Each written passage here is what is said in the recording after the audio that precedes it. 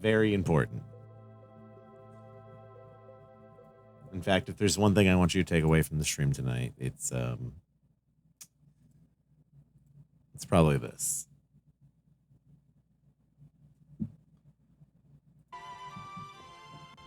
Homero, ¿vas a recortar? ¡Oye! El muchacho quiere cambiar su estilo punk por un pompadour. Al principio creí que era el nombre de una nueva cerveza. Seguro. Val, quedarás con pinta de Instagramer. Yo me encargo. ¿Instagramer? ¿Eso es una cerveza? Y ahora cambiarte el estilo, Mon. Oh, there's Llevas more. toda la vida con los mismos rizos. No lo sé. Está bien. Siempre fui un sólido 2 para las mujeres, pero ahora soy un 3. Te dije que confiaras en mí. ¡Anda la osa! ¿Qué hicieron con el verdadero Moe? Sí, ¿verdad?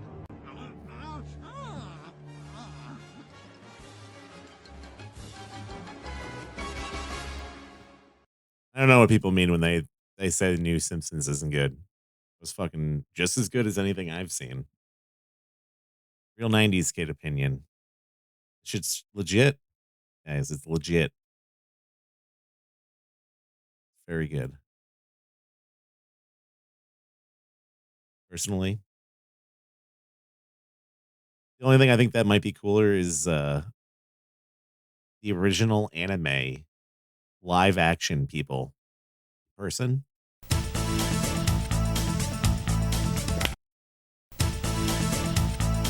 Look at this. Konnichiwa. Could have had this. Welcome to the Sci-Fi Channel's Anime Film Festival. Groovy. This is the final night of the Sci-Fi Channel's Anime Film Festival, and we're going to show you a film that is going to warp your sense of time and space. I'm the live-action anime girl and your host. My name is Apollo Smile. If you think that anime, Japanese animated films, are only about outer space, killer robots, and martial arts, think again. Tonight's movie, Beautiful Dreamer, is actually a romantic comedy. It has weird aliens, you're live-action time-shifting anime girl. demons, but ultimately, this is a hilarious story about love. The TV series ran for 15 years, plus there have been over a half dozen OVAs. OVA. Now I don't that's remember anime this. code for original video. Does anyone remember animation. this happening? All this for Lum, a wacky alien girl with green hair, horns, and a fondness for tiger stripe bikinis. I'm Apollo Smile, and the Sci-Fi Channel's Anime Film Festival is back right now. Rumiko Takahashi created this series. A lot. The women in her stories are smart, beautiful, and powerful. Her books have sold more than 100 million copies. The Japanese have quite a yen for Rumiko's stories. Lum, the alien princess, and the other characters in Beautiful Dreamer are all drawn with a distinctive wide-eyed style called Lum, Beautiful Dreamer is the all right. So that's the girl in the tiger bikini, right? You always see kind of like I feel like I see gifs of that all the time. And like the other dude, was that the actual anime Beautiful Dreamer? called Bashoujo and Bashonen, Really after the people talk about Japanese this words for January. young girl and boy. Action, comedy, adventure! It's all right here on Sci-Fi Channel's Anime Sci-Fi Film Channel. Festival. Japanese anime films usually tell stories about legends and historical events. One anime, Space Battleship Yamato, actually recreates World War II as an outer space adventure. Beautiful Dreamer retells this folk story about a turtle that carries a village on its back. Look at these angles. Japanese fans can't get What the fuck is the camera guy doing here? What the fuck was that? about a turtle that carries a village on its back. Japanese fans can't get enough of the Beautiful Dreamer series. The entire collection of over 200 TV episodes sells for about $3,500. The series is a bestseller. Now those are some devoted fans. It's seriously, what the fuck? All right. She just came in on a rope. Now those are some devoted fans.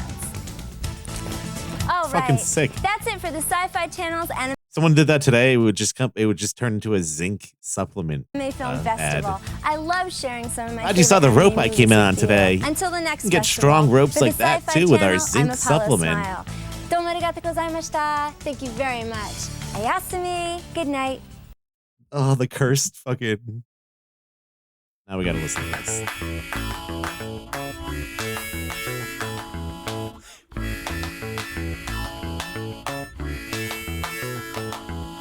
Me and Daddy went down to the lake and we caught a great big fish. Mama cooked it up in the frying pan, and man, it Was delish.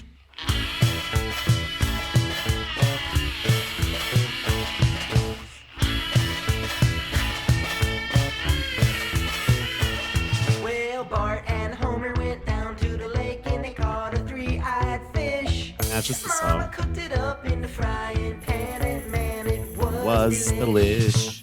Oh, The most recent episode of Smiling Friends, they let Sick Animations do like a whole bit. It was so good.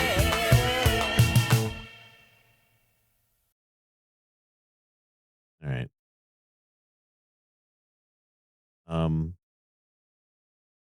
The Sci-Fi Channel anime thing, I definitely will look into more. Apollo Smiles. Apparently the clearest Bigfoot photograph in existence. Better than Patty film. I don't know what that means. But check this out. Production values through the roof. The Patterson-Gimlin film stands as one of the most iconic and debated pieces.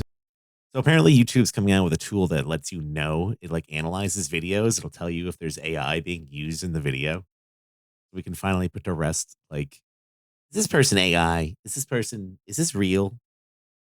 This is kind of getting annoying, but I mean, it does sound like a little bit. But I saw a post from Barely Sociable the other day on Twitter, and I assume some of you guys know who Barely Sociable is. They do a lot of like long form spooky content, various weird things, lost media, I think, mostly. They had like 18 comments that were like, I used to like this channel before you used AI voice. Like, your voice is AI, blah, blah, blah, blah. And it's like, no, that's just fucking how I sound.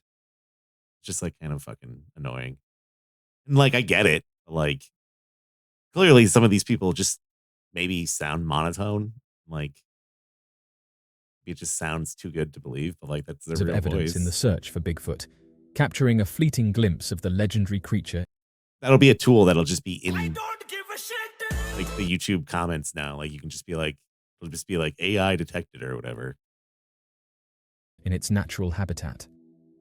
Filmed in 1967 by Roger Patterson and Bob Gimlin in the remote wilderness of Northern California, this grainy footage remains the subject of intense scrutiny and speculation among believers and skeptics alike. Yeah, I don't know about this one. While skeptics dismiss it as a clever hoax, many researchers and enthusiasts argue that the Patterson-Gimlin film is the clearest and most compelling footage of Bigfoot ever captured, offering valuable insights into the elusive creature's appearance, behavior, and existence, and noting that over the years, skeptics haven't been able to reproduce the creature's same movements, along with never being able to provide a suit. The Patterson-Gimlin film begins with Patterson and Gimlin riding horseback through the rugged terrain of Bluff Creek, a remote area known for its dense forests and rugged terrain. As they rounded a bend in the... I actually saw a video the other day. I haven't watched it yet, but there's a video that was going around that was kind of funny. It was just like actual fursuit expert analyzing the Patterson-Gimlin film. trail, Patterson's horse suddenly reared up in alarm, its senses alerting to something unseen lurking in the underbrush. Might be kind of interesting. Sensing an opportunity, Patterson leapt from his horse and began to film, capturing a creature unlike anything he had ever seen before. Clearly not. I mean, I don't think that's ever been. The film depicting the creature Didn't he even has admit garnered it, like, on his significant deathbed? attention due to how clear it is, That with it many was not researchers real, saying one of that them. it captures the movement of its muscles and provides close-up shots of its facial features and body anatomy.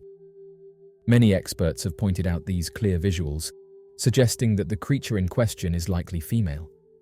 As a result, this footage is now considered one of the most definitive representations of Bigfoot that we have.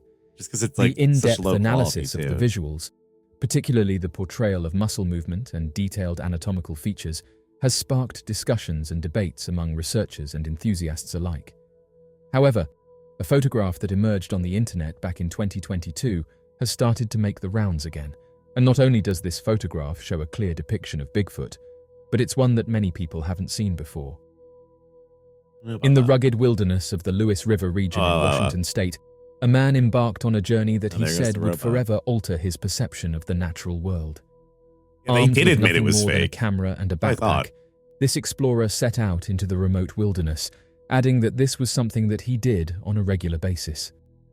The year was 1983, and John was drawn to the Lewis River region, saying that this was an area that he had hiked many times. Oddly enough, as he trekked through the dense undergrowth and towering trees, the man reported that a hush descended upon the forest, with birds ceasing their chirping, small animals freezing in place, and even the rustling of leaves falling silent. This phenomenon has long intrigued researchers and enthusiasts, Even the leaves leading were to scared. speculation about the possible reasons behind it and what it might reveal about the elusive creature known as Bigfoot.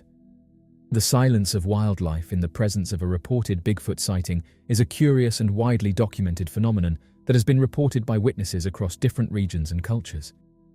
The hiker then claimed that among the towering trees and sunlight stood a figure unlike anything he had ever seen, a creature towering over 8 feet tall, with broad shoulders and powerful limbs, covered from head to toe in dark fur. With trembling hands, the man raised his camera and snapped a single photograph, a clear, unmistakable image of Bigfoot standing amidst the trees, its presence a testament to the wildness and mystery of the natural world. In that fleeting moment, the man had captured irrefutable proof of Bigfoot's existence. He said the following: "Capturing definitive proof of the creature felt like an incredible achievement. That would have made the The Revenant terrain actually was like challenging sick. to hike, They had it and I like a often found Bigfoot myself scene. straying from the trail. The spot where Leo I saw gets the beat creature up by the was bear and dense shit, with but like, what trees if and Bigfoot like foliage. helped him? You can't see it in the Be photograph, fucking sick. but I had to aim the camera through the thick branches. I glimpsed the creature for just a split second as it moved between Bigfoot two nurses trees. him back to health with Had her I own not milk, taken the shot at that precise moment, I would have missed it entirely. and he becomes My like heart stronger. raced with excitement, and all I could think about was getting home to see Saying, what I had captured. Out here, I got End quote. ideas. Hollywood. In response to the inquiry about the delay in sharing the photograph, the man expressed his attempts to do so, but highlighted the lack of attention it received each time he it's- posted it. This resulted in his It happened decision in to media all discontinue the time. sharing the photograph. It was only when the photograph was recently published on a group that investigates mysterious humanoids that it started doing the rounds. It's basically like the plot As to of like right now, Citizen Kane, too. A number of people have But it's not expressed even their like thoughts on the photograph. completely original. Some with that. individuals have referred to it as the clearest image of a Bigfoot that has ever been captured, while others have stated that it is a fake. This is something that happens every time a clear photograph of Bigfoot is uploaded, according to one user who Bigfoot milk analyzes can get you Bigfoot sightings fucking and ripped, encounters. Dude, you kidding me? This user also mentioned that people are always don't need looking for sharper steroids images of for Bigfoot, this guy. but when they get one, they immediately assume that it is a fake. The Bigfoot creature that was captured on film by Roger Patterson and Robert Gimlin in 1967 is the subject of the film known as the Patterson-Gimlin film. Both men resided in the vicinity of Yakima, which is located in the state of Washington. During the month of October in Yakima. 1967, two individuals Comments who were of these searching are for a sometimes missing amazing. person headed out I on saw horseback one in and explored the 2007 in wilderness Michigan. I did see one in Michigan on public lands in the middle of a field that was surrounded by forest. It was smaller, maybe 4 feet tall. It was standing still, peering over some tall field grass at me. The face was that of a human mixed with a chimp. It was covered in short hair, except on the face. Skin was all black. And then it would duck down to pop back up. Patty is a legit Sasquatch. It was 4 feet tall. I've locked eyes with one in the wild. Elizabeth Del Dink Amberov. They are real and quite sneaky for their size. Too bad the literal ground shakes when they run by you, XD. For all the people bringing up the guy who supposedly came forward claiming that the Patterson film was a hoax and claiming he was the one wearing the suit, that guy has been completely debunked and exposed as a fraud. First off, the guy couldn't even get to or give directions to the Bluff Creek area.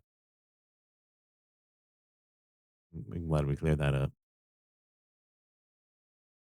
I seen one 40 miles towards the coast of the Redwoods. Never seen nothing like it. I was thinking this too. In the age of AI rendering, it's difficult to give credence to anything modern. Like, couldn't someone just put Bigfoot in there? It'd probably trick most people now. Moki costume. regions of Northern California. I saw Bigfoot at They Denny's. were armed with a 16mm handheld Kodak movie camera. The area close to Bluff Creek, which is located in the Six Rivers They would've National put Forest, breasts is on where the they couch. focused the most of their search efforts. You don't know shit. Over 30 miles south of the border between California and Oregon, Bluff Creek itself is located approximately 18 miles inland from the Pacific Ocean. Bigfoot footprints have been discovered in this area in previous years, which led to the selection of this particular region. The area, It is kind of which had amazing. been an isolated wilderness up Bigfoot is until just that point, everything was in opened up Northern to the public in California and 1957 Oregon. when a road was built into Bluff Creek. You see this motherfucker Large footprints that resembled everywhere. human footprints were discovered by workmen in the construction of roads I in mean, soft like, dirt. Statues And these and footprints shirts were and reported to the stickers. press by Jerry Crew in October of 1958. In the early afternoon, it's reported that Patterson and Gimlin saw a female Bigfoot lying on the gravel sandbar that was located inside the creek. The sight of the thing caused Patterson's horse to rear in fright, which resulted in both the What horse is and this, the rider dude? falling to BBC's 1998 recreation. It looks like Planet of the Apes. Fuck. It's not even like the right kind of creature. It's like an orangutan. It's fucking. I gotta get my hands on that. Notice the arms. the ground, with Patterson being pinned underneath. As a skilled horseman, he rapidly removed himself and grabbed his camera. It looks like that one orc in Lord of the Rings. You know how there's like that one, they show like a couple main orcs. Most of them are just like film tricks to like, there's not actually like 80,000 orcs. There's like a dozen that they show constantly. The close up of their face. And there's one that has hair like that. My voice is like dying for some reason. He was able to capture the moment, and over the course of this time period, the creature strolled away from the sandbar and into let's the look real quick. It's one of the ones that gets killed in like this, Rohan charge. Ort. Is that actually the orc's name, or is that just you thinking I said Ort? Lurtz.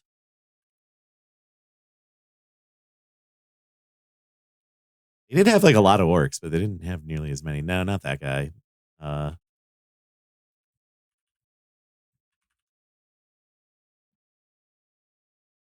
can't find the motherfucker. He's just like one of the guys that's hanging out with what's his name, like Gothmog? Smoru. This one in the background here. Of course, this is a fucking tiny ass picture.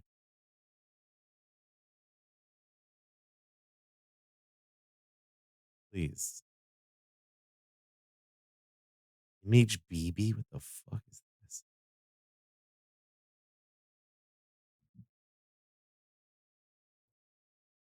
This guy back here. Isn't it kind of?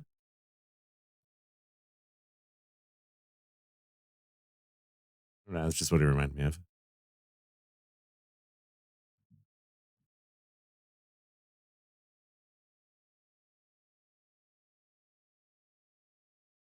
Kind of weird that they named that one guy Gothmog, but then in the woods Malarian, in that a was like the calm name and of one of swift the manner. While this was going on, Aurogs. Gimlin kept a close eye on the entire event while holding a firearm in case his friend was attacked by the thing. In the past, the men had reached a consensus that they would never fire at a Bigfoot unless it was necessary for them to do so in order to It's like a protect whole show themselves. about killing Bigfoot, too. The creature, which is claimed to have a height of over 7 feet, You just and a go weight out in of the woods. They were 700 like mountain pounds, monsters, so left they footprints are that like were evil. 14.5 inches in length and 6 inches in width. More evil. In that particular section of Bluff Creek, the soil is composed of sandy clay and has a bluish-grey hue to it. Over an extended period of time, footprints are able to be preserved very well Oh my in this. God. Why is The this video Columbia almost an hour Provincial long? Museum, they exhibited a lack of enthusiasm. See? It's totally... Before Patterson had ever arrived, they did not. Gimlin film was shot in broad daylight, providing a clear and detailed view of the creature, which would have been nearly impossible. The creature is described as being similar in design to a large baboon-type creature, though more in the shape of a man. Similar in design. Standing in height from 7.5 feet to 8 feet tall, The creature is claimed to be covered from head to toe. Yeah, this video sucks. Interesting, though. Interesting. Nonetheless. You gotta admit. Who is Bigfoot?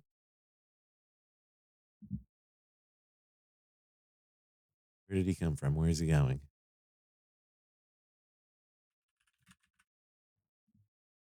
Yeah, that didn't do much for me.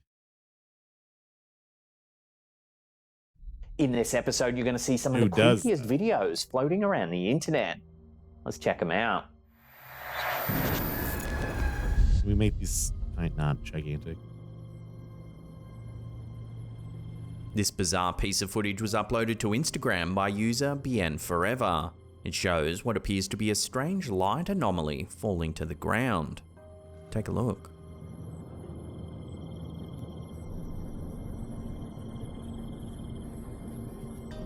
Oh my The light god. undulates on the spot for several seconds before moving away to the right.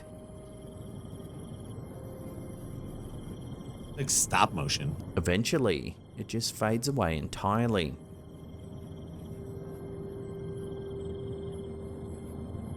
It's a Pokemon. The uploader claims that the footage was captured by a security camera somewhere in the United States. According to them, the camera supposedly captured several lights falling to the ground, as if they were being released by some sort If you of showed lens invisible flare, ship. like a frame. While the footage every, is like, certainly intriguing, couple one viewer seconds pointed out would look something like that that, I possibly guess. sheds doubt on its authenticity. Stop motion. They yeah. wondered why the supposed security camera would remain focused on the strange light as it moves away. It's an angel. This might suggest that the video is simply a well-orchestrated hoax. So what do you think's actually going on in this peculiar clip? Let your theories rip in the comments section down below. Let it rip. Looks cool though. Oh, also, missed a few resubs a moment ago. This remarkable video was shared to TikTok Remarkable. by user John Boy's A global Creepy trance. Content Thank you 2. for the fucking Take 38, a look dude. at what's being caught on camera. The realist and cabin essence. Callan essence, I almost said. The essence of Callan. Fucking According to the whole 9 uploader, the months. person who originally captured the footage claimed it showed a ghostly child. Code? However, it's since been suggested that the strange figure might actually be an alien. Come on. Ghostly child. Well, Unfortunately, no, the clip it's is an alien. short and the figure soon darts off Perhaps into a skeleton. the darkness. A close-up reveals Perhaps the a figure in more Wendigoon. detail. It appears to be grey and has a hunched posture. The camera holder notes that the figure seems as though it's searching for something in the long grass. We'll just let their ghost kids out. It has long, watching these thin ghost limbs kids. and a large head. It also appears to be able to move fairly quickly. While the figure resembles a classic Yeah. depiction of an alien grey, the lighting and video quality certainly that's leave not room classic for depiction. interpretation. It was weird. So as always, we'll throw this over to you, the viewers, for final judgment. lizard What do you alien. think this video is actually showing? An alien, ghost, or something else entirely? Let me know down below. We go with none of those. In this mysterious photograph shared by Dave Lee, an uninvited guest appears to join his 57th birthday celebration. Captured in the reflection of a glass door, the photo shows Dave seated at a table while his wife snaps a picture of the scene.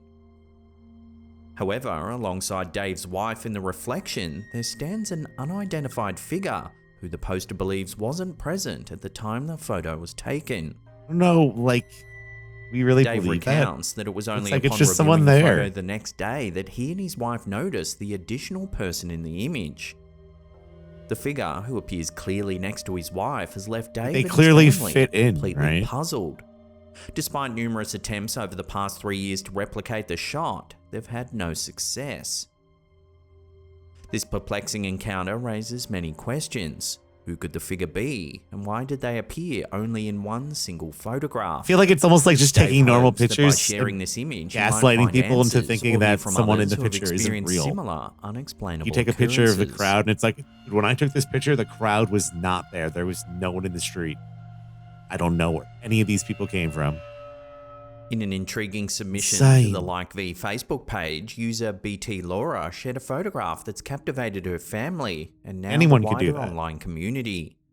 Taken in 1942 during the tumultuous years of World War II in Warsaw, Poland, the photo features the poster's great-grandmother beside the window of their century-old family home. This home carries looks its own so history goofy. as both the poster's great-grandmother and her grandmother's sister passed away within its walls in subsequent years. Upon revisiting this old family photo, the poster enhanced the light. This is how I'm seeing it. Looks like it looks like a face, right? There's like two eyes and they're really close to each other. There's like a little tiny hole. It looks so fucking dumb. I don't.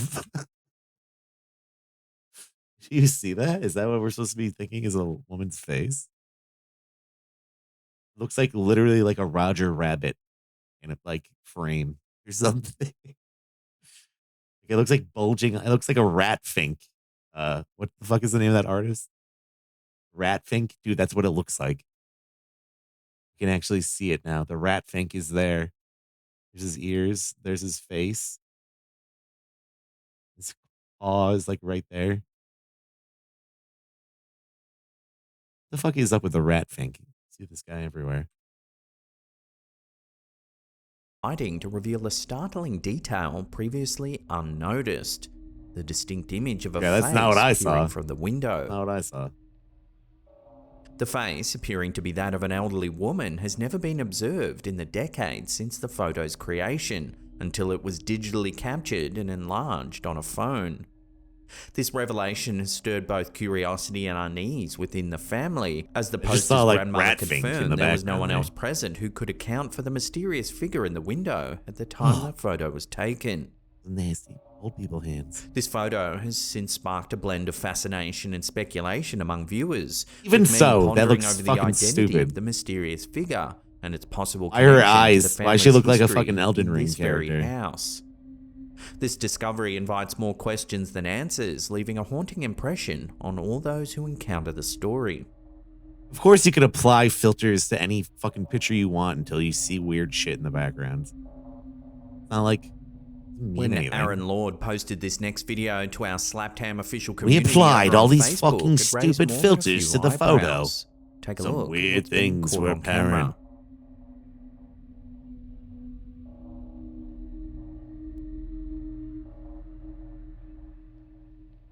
According to the poster, their dog seemed agitated in the backyard, so they checked their camera and saw this strange orb floating around.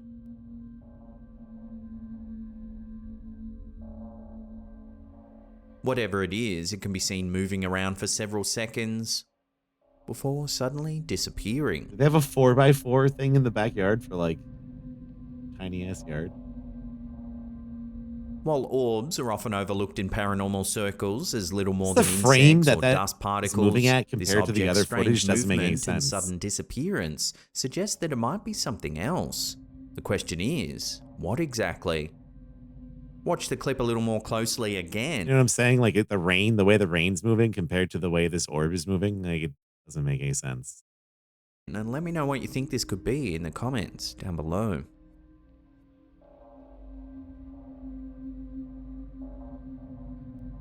Even those rails were like in a lower frame rate. In an eerie snapshot sent to us by a viewer named Maria, a seemingly benign hiking trip to Solstice Canyon in Malibu, California, turns into a possible paranormal encounter. Captured during a casual outing, the photograph was initially overlooked until months later when Maria was reviewing her photos. Of fucking To her course. surprise, tucked in the top left-hand corner amidst the ruins, appears the spectral figure of what looks like a person clad in white. I don't know about that. This image, taken in an area known for its serene beauty and historical remnants, now suggests a deeper, possibly supernatural layer to the location. Could this figure be an optical illusion, a trick of light and shadow playing on the old structures? Or is it a ghostly apparition tied to the history of the canyon? I don't know, just look at everything else in this picture, Solstice though. Canyon in Malibu, California is like not an only optical celebrated illusion. for its stunning natural landscapes, but it's also shrouded in a veil of mystery and spectral legend. This little lighting The is really area weird. is most famously associated with the ruins of the Roberts Ranch house, part of which is actually seen in Maria's photo. Also known as the Tropical Terrace, the structure was constructed by Fred and Florence Roberts. However, the mansion met its demise in a fire back in 1982, adding a layer of tragic romance to its story. The site has since become a magnet for those fascinated by the paranormal, drawing ghost hunters and enthusiasts these like mansions from all out in remote corners. places. Legend has it that Fred Some Roberts, like rich man who died 4 years made before and then the like fire, still lost all their lingers in his money and former it burned home. down. And Many visitors report supernatural occurrences such as inexplicable voices echoing through the trees and ghostly figures that seem to vanish when approached. These apparitions are often centered around the ruins themselves, where some claim to feel sudden drops Jack in temperature London. and experience an overwhelming sense The same of thing, I unease think, or right? dread. Is it Jack possible London go that and build this like some photograph crazy has house in the captured woods ghost and then of like old Fred Roberts himself, or down or maybe whatever. another spectral figure said to inhabit the area? Now people go to the Let me ruins know all what the you time. think about this curious sighting down below. Yeah, there's a lot of bunkers up and down the coast. Before we take a look at a bizarre photo that's been sent to us by one of our viewers, area. remember to hit that subscribe button, then tickle that little bell icon there So and turn many. on all channel notifications. That way you'll be in the loop every time we drop our scary and unsettling videos.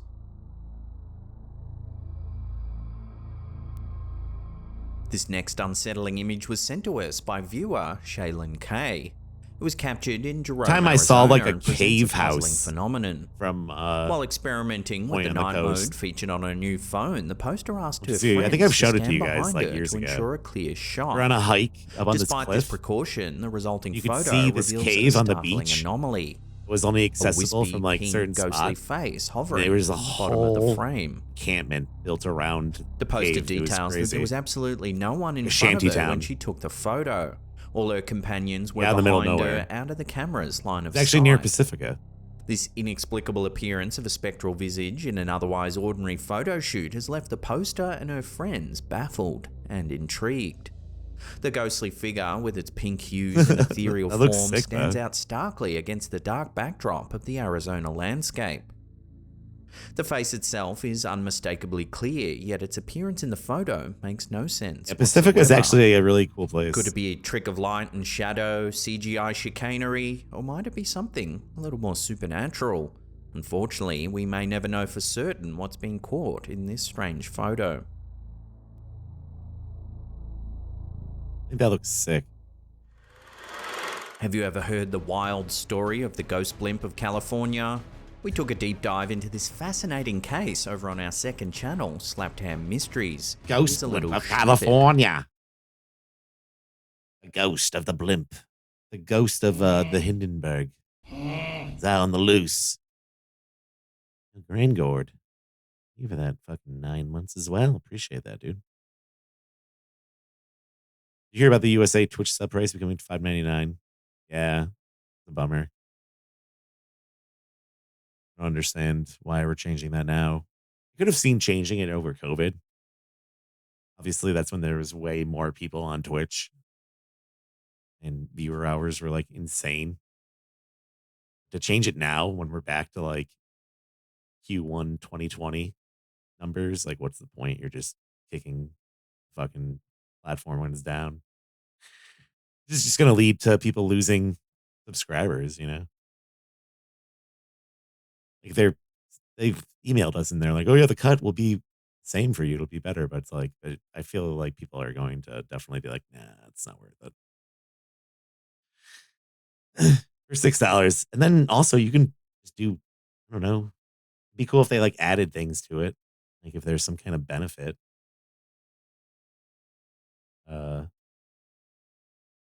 For like the increase, you know, like I don't know, anything. It's annoying, What are you gonna do? I can't really do anything about it. So, there's also always Kofi and all that shit. And it just is what it is, especially with my channel. I mean, the ads I do have control over, but you know, play them because if I didn't, wouldn't wouldn't be able to continue streaming really, you know what I mean? It wouldn't make sense in a lot of ways. Like I do it for fun, obviously, but without the ads, I'd have to cut back on streaming big time. It's just the reality of it. Fortunately.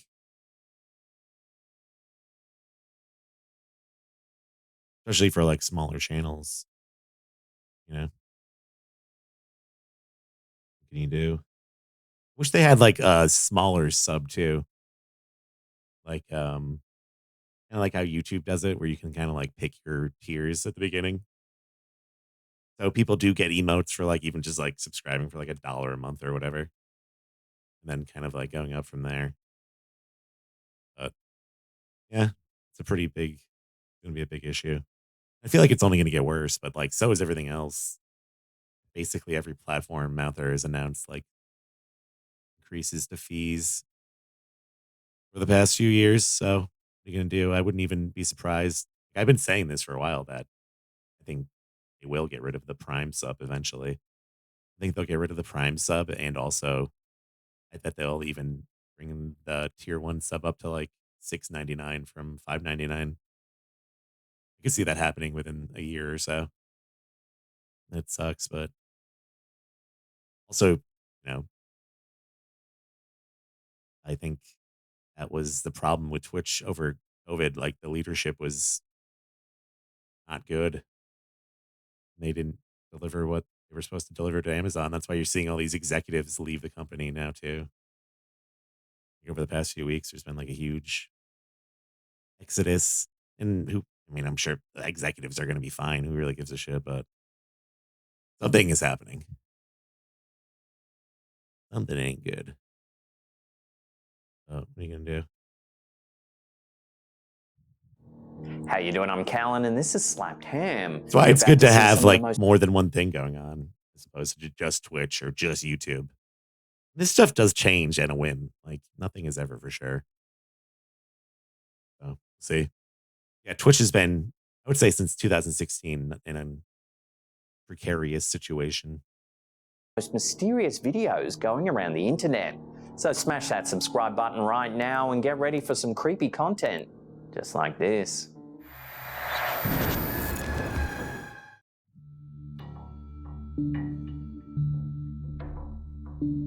Yeah, don't forget. I mean, Abandoned hospitals and care homes. you ever want to have always support had a people? spooky Usually reputation. they have alternate These places often have a revenues dark history, with many individuals meeting their ends within their doing walls. It's no wonder that such locations have become popular sites for scary videos and ghost hunters. You don't like the increase. The following definitely abandoned care home is because they're visited by walled that way. YouTubers, finders, beepers, history seekers, who seek to investigate the stories surrounding the building. So this place was eventually shut down for a catalogue of abuse. And Cookie. the patients weren't just for the 30 months. old, they were dementia sufferers. That reminds me of Nikita some of from which were about Ohio State Andy's games. age. It was really terrible. The home was reportedly closed down due to widespread allegations of abuse, neglect, and deplorable living conditions. Some of the people were classed as being put in cells. The bedrooms were that bad. They were locked away, ignored. Like the same and it beard. was just shut down for so many things. Didn't they forget to tell people about deaths? You had 10 that forgot to notify the Care Quality Commission that 10 people had died. That's so bad. The investigators take their time exploring the rundown facility, finding evidence of its troubled past. I was kind of surprised to see This PSG is doing the same thing at what did it TwitchCon make this me think year. of as well? Like Chainsaw Massacre type horror film, A yeah. huge booth there. They and even stuff. discover a logbook containing complaints from visitors horrified by the conditions their relatives were living in. Betty has developed bruising on her upper right arm. This guy cracks me up. As the Old guy. investigators make their Love way that to the guy. second floor of the building, they're surprised by an unexpected And visitor. just someone's like Take a look. dad. come by to like fix up your house and also Hello? ghost hunting. A shadowy figure appears to walk across the top of the stairs, disappearing into the darkness. The men quickly make their way to the spot where the figure vanished, only to find a wall.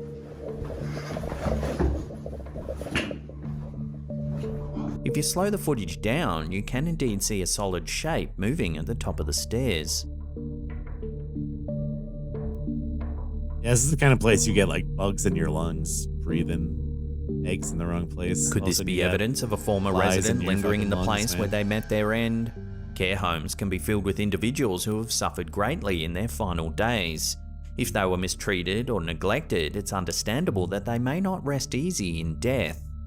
It's worth noting that not all paranormal activity can be attributed to the dead. Many things can create unexplained phenomena such as electrical problems, natural phenomena, and even this place the just power needs of to be suggestion. fucking destroyed. However, Are you in this kidding me? case, the evidence seems to suggest that something more mysterious Not is fit at for work. people to be wandering around. Have you in. ever experienced anything weird or eerie at a care home? And do you think the investigators have captured evidence of a real ghost here? Love to hear your theories and opinions on this one in the comments down below. Hello? Destroy it.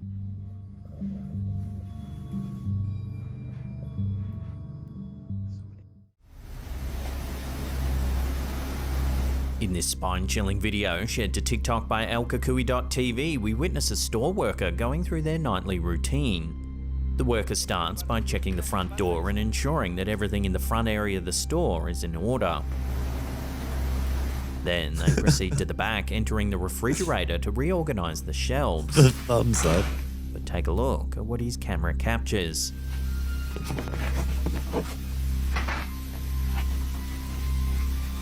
Those look good.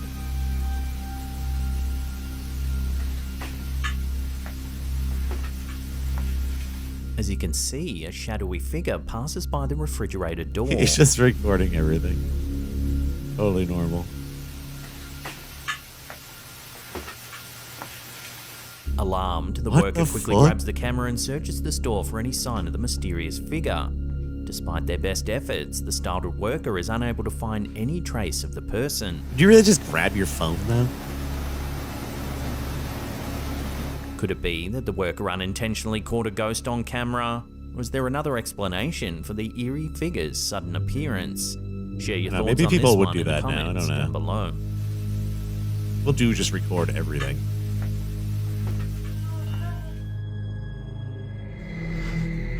Which leads to so much If you enjoy antagonization. exploring dark, You deserted know what I'm places saying late at right away. night, you're bound to see something creepy every So many once people in get a in while. fights because they feel like In they're this being set of recorded by videos, someone out TikToker there. Isaiah Harris Like when 333 anything starts discovers something happening that will send in shivers real life down that's your bad, like spine. someone takes out a phone, In starts the initial recording. video, we see the Make it, TikToker like, and a companion antagonize on a people. bridge. Dude, did you hear that? You didn't hear that? Using the camera lines, they peer down into the thick foliage below. They seem to be able to hear something that sounds like it's coming from underneath the tunnel. Dude, please don't go down there. Ed, what are you doing? Oh my gosh. Dude, hold on. Let me go first. The pair decide to go and investigate. Take a look Phone just, like, at what they destroyed. capture on camera. It was just smashed. Watching that again, as they peek into the dark tunnel, the camera briefly catches sight of a pallid, gaunt figure with slender limbs. It lets out a blood-curdling shriek before the recording abruptly ends.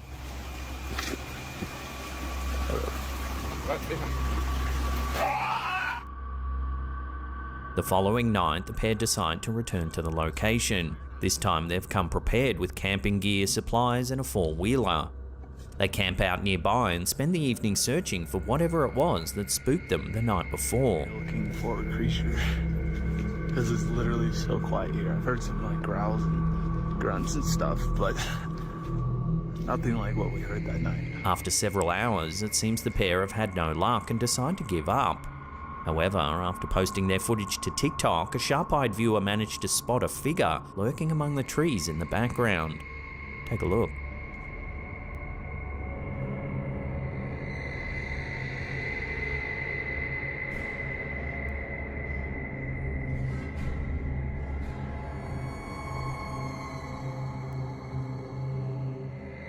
Is this the same figure from the Looked like previous something night? peeked Viewers out. have suggested that it resembles a Wendigo, a Skinwalker, or even the Rake.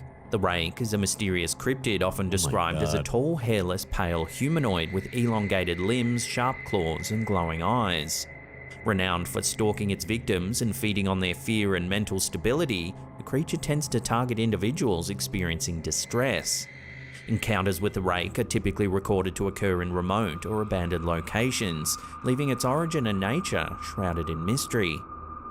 Countless unidentified creatures continue to dwell in the obscure, shadowy corners of the world. Is it possible that this TikToker has captured video evidence of one of them? Let me know what you think this might be in the comments down below.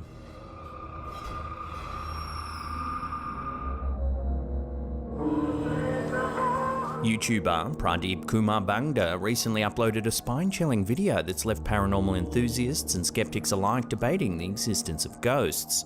Captured on January 6, 2006, the mysterious footage was taken near an undisclosed temple in India, in the midst of a seemingly serene cemetery. As the camera holder wanders through the graveyard, they unknowingly capture something rather eerie on film. Watch.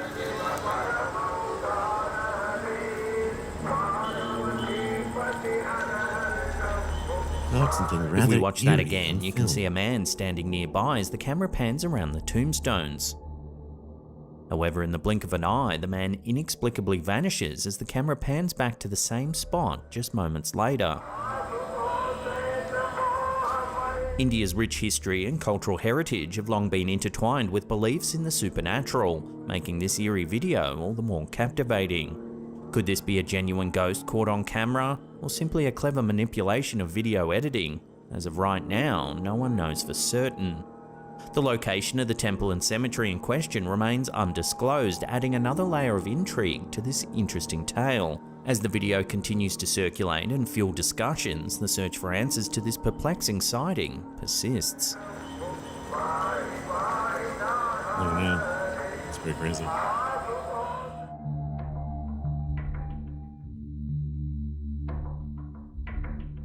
In June of 2015, YouTube user Javan Garza uploaded a chilling video that left viewers confused and creeped out. The clip shows several men exploring the abandoned Florala Memorial Hospital, a facility that's been closed for some time. As they walk down a darkened hallway, one of the men captures something mysterious on camera. Watch.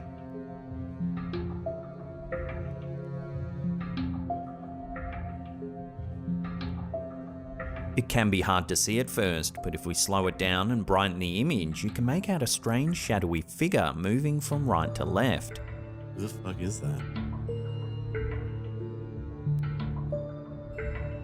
The fuck is The it? question is, who or what's been caught on camera here? To understand the potential haunting at Florala Memorial Hospital, it's important to dig into the history of the property. The hospital was established in 1950 and served the community of Florala, Alabama for over 60 years. It was a vital resource for those in need of medical attention, providing care for patients with everything from minor illnesses to more severe conditions. Despite its long history of service, the hospital was eventually forced to close its doors. The reasons for the closure are not entirely clear, but some sources indicate that a declining patient population and financial difficulties played a role in the decision.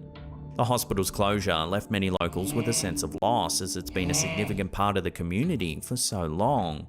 However, some people believe there may be another reason for the hospital's closure. It was haunted. According to reports, the hospital was the site of several unexplained phenomena over the years. Visitors reported hearing strange noises, feeling cold spots, and even seeing apparitions throughout the facility. Some speculate that the hospital's past patients and staff may be still lingering within its halls. The mysterious shadow figure caught on camera by Javan Garza and his companions adds fuel to the fire of these haunting rumors. While it's possible that the figure could be explained away as a trick of the light or an artifact of the camera's lens, many believe it could be evidence of something a little more sinister.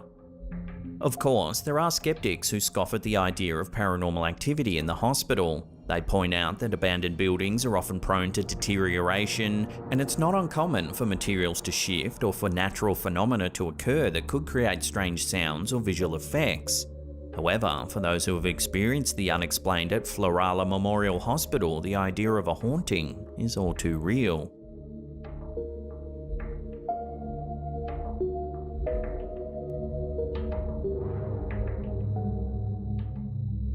In a spine-tingling submission to our Slaptam subreddit, our viewer Alterworld Paranormal has shared a chilling video clip captured at the infamous Ohio State Reformatory in Mansfield, Ohio. The facility, renowned for its haunted history, has long been a subject of fascination for paranormal enthusiasts and investigators alike. The eerie footage, filmed down a darkened corridor of the reformatory, reveals two visual anomalies appearing mere seconds apart. Take a look.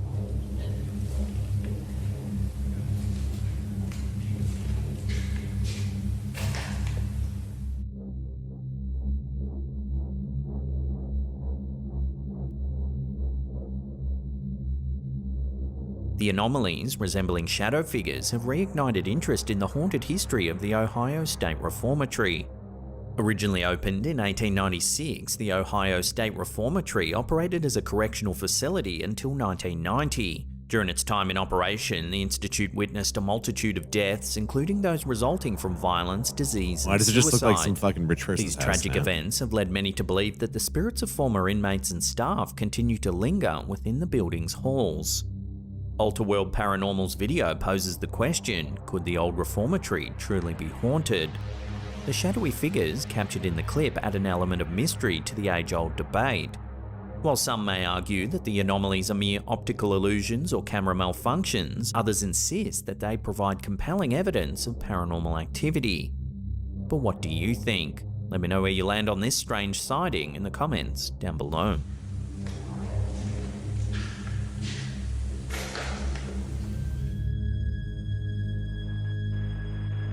A Reddit user going by the handle Mermaids Have Wi-Fi has recently uploaded a spine-chilling video that appears to show an eerie transparent figure sauntering across their friend's grandparents' front yard.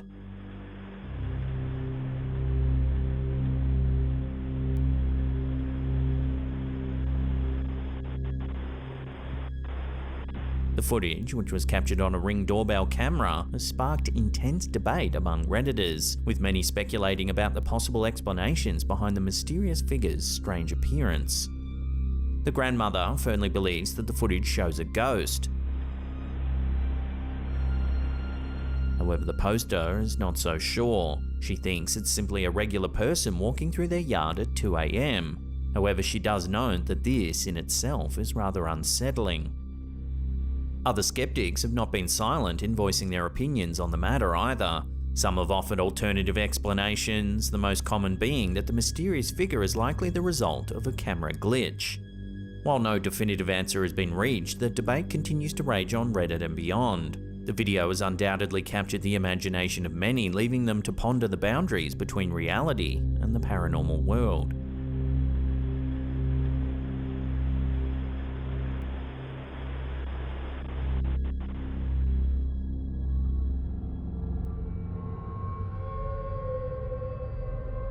Instagram user Owens.Sean has ignited a whirlwind of speculation and intrigue with a recent clip uploaded to the platform.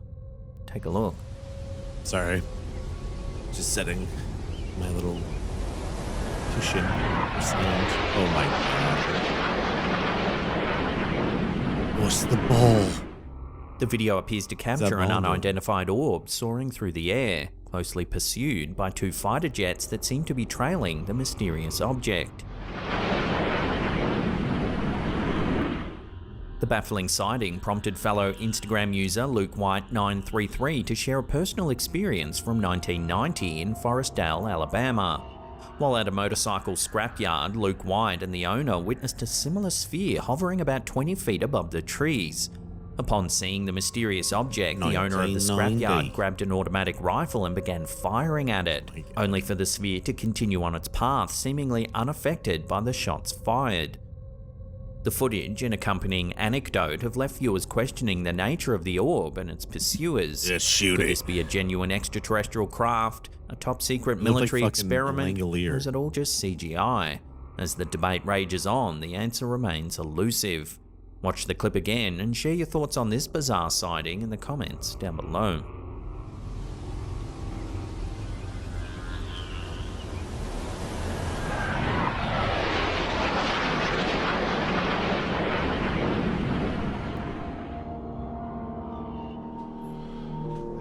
For the past year, TikTok user Smug Puppy has been documenting a series of chilling events, leading them to suspect that their home may be haunted. As they share their experiences with the online community, viewers remain divided on whether the haunting is genuine or an elaborate hoax. The first video in question captures a response to a mysterious banging sound at the door. Watch. Okay guys, so you get the idea. This is what it's been like all week. Hold up. Ready, watch? See? Nothing that way. Nothing that way. A banging sound can be heard at the door, but when they look outside, there's no one there. The idea. This is what it's been like all week. Hold up. Ready, watch? See? Nothing that way. Nothing that way. Stranger still, the sound of running water can be heard from the kitchen sink, despite no visible signs of water flow. What?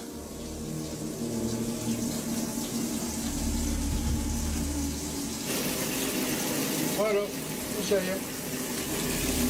You hear that?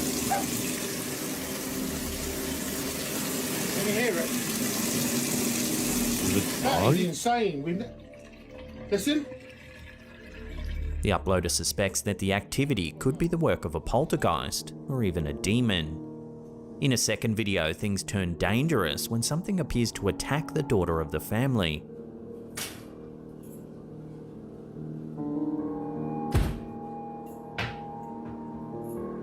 Okay, so that door's just slammed. Oh no.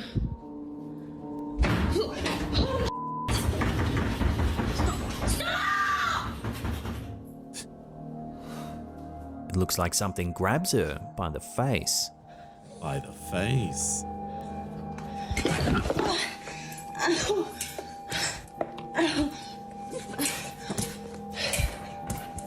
In a third clip, the daughter once again encounters something bizarre.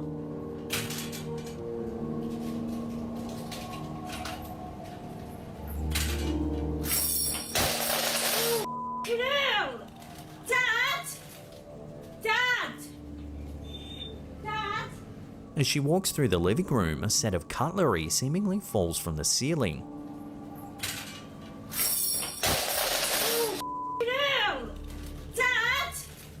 This peculiar occurrence has led the family to suspect the existence of a portal within their home. Throughout history, the paranormal has been a subject of intrigue and speculation, with countless stories of haunted houses, apparitions, and unexplained phenomena. The idea of portals, or doorways to other dimensions, has captured the human imagination for centuries, often featuring in folklore and mythology.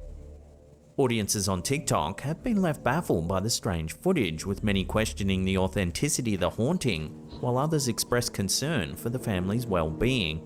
Some users have offered advice on cleansing rituals and protective measures, while skeptics continue to search for rational explanations.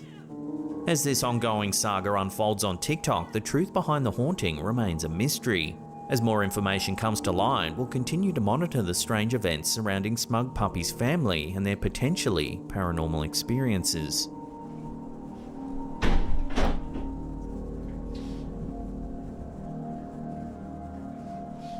Fucking sick doom chair.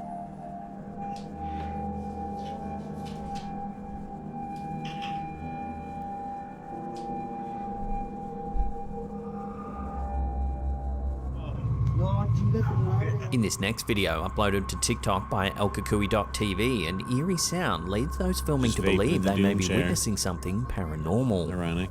Take a look. Dile que se suba a la verga. No, cállate. Dale más para atrás, güey. No mames, dale más para atrás.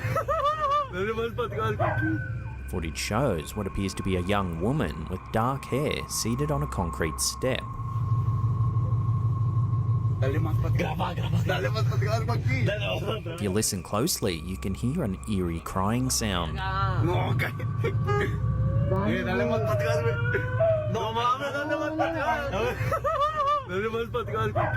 The cries sound like a mix of human and animal, as though a woman is wailing in agony.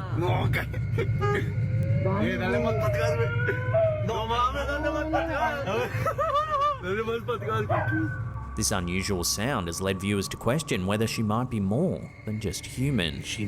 One suggestion is that the woman could be the spirit known as La Llorona. La Llorona, also known as the Weeping Woman, is a chilling figure deeply rooted in Mexican folklore and Latin American culture.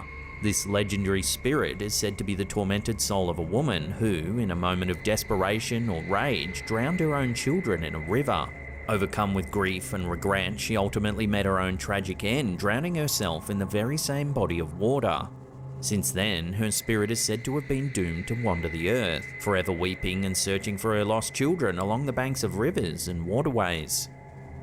The haunting tale of La Llorona has been passed down through generations, taking on various forms and interpretations. Often used as a cautionary tale to keep children from wandering too close to water or staying out of the dark, the story of La Llorona serves as both a chilling ghost story and a cultural touchstone. While the specific details of the story may vary, the core elements remain the same: the inconsolable weeping of a remorseful mother and the chilling wails that echo through the night, a testament to the enduring power of this tragic figure.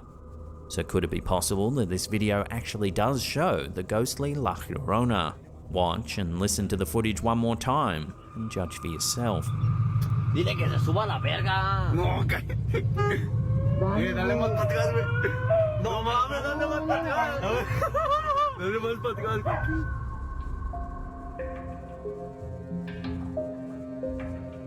Hospitals are often the setting of many ghost stories, and it's not hard to see why. These buildings are places of immense emotional turmoil where people are often at their most vulnerable. Among the many haunted hospital stories out there, those involving the ghosts of children are some of the most chilling. One such story involves a photo that's been circulating on social media for some time now. The photo is said to show the spirit of a young child who passed away in a hospital. The photo, which often goes viral on Facebook and Twitter, shows the faint outline of a transparent child standing in a hospital hallway. You can even see a head, torso, and legs. Nurses working the night shift in hospitals have often reported strange occurrences and paranormal encounters. Many of these nurses work in areas such as intensive care units, emergency rooms, and hospices where death is hospital. Nurses whispers.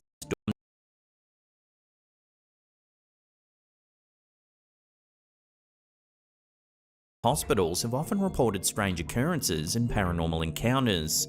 Many of these nurses work in areas such as intensive care units, emergency rooms, and hospices where death is common. Some nurses have reported seeing apparitions of former patients, with some even claiming to have had conversations with them. Others have reported hearing strange noises such as footsteps, doors opening and closing, and even whispers. One common phenomenon that nurses report is the feeling of being watched or followed when there's no one there. Some have even reported feeling touched or brushed by something invisible, while others have reported experiencing a sense of dread or unease in certain areas of the hospital, which they attribute to the presence of spirits. Healthcare workers also report encounters with shadowy figures and entities that seem to move quickly through the hospital. These experiences can be particularly frightening, especially when they occur in isolated areas of the facility. While skeptics may dismiss these accounts as mere superstition, many nurses believe they are experiencing real paranormal phenomena. Whether these encounters are the result of overactive imaginations or something more sinister, they serve as a reminder that there's still much we don't understand about the world around us. So could this photo really show the ghost of a child haunting a hospital? It's hard to say for sure, as the photo is blurry and the figure is faint. However, it's undeniable that hospitals have a history of paranormal activity, and stories like this one continue to captivate the public's imagination.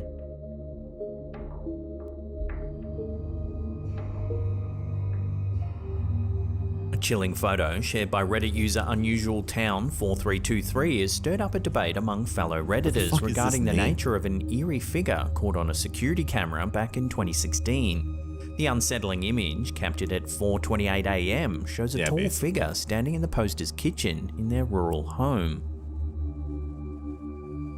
According to the OP, the figure appears to be over 6 feet tall based on height comparisons made in that particular spot. At the time, the homeowner and their family assumed the figure was a masked intruder, prompting them to start locking their doors. Sick.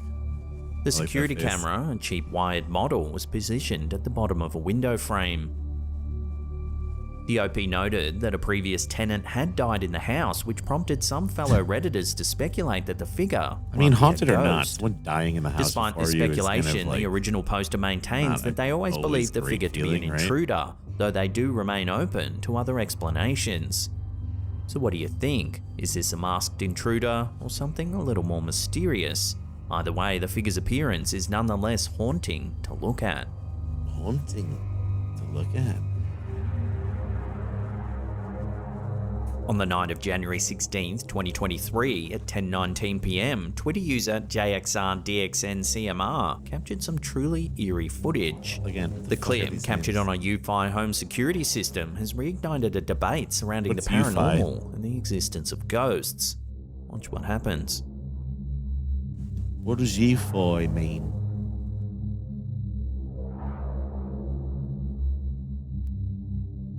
Suddenly, from the left, a strange misty figure appears, seemingly moving towards the house.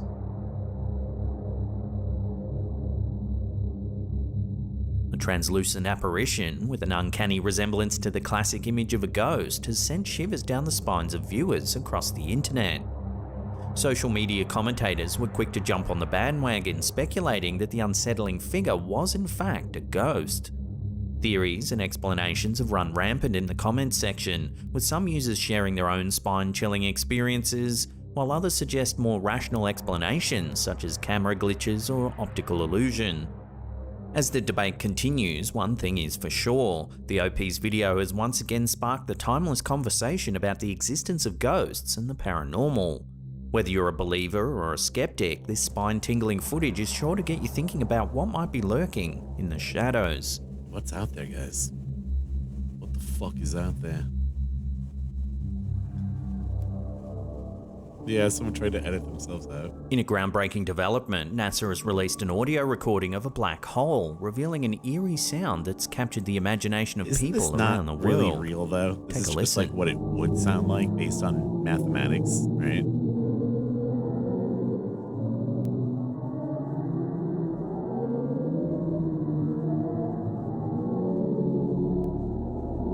It's not like a literal audio capture.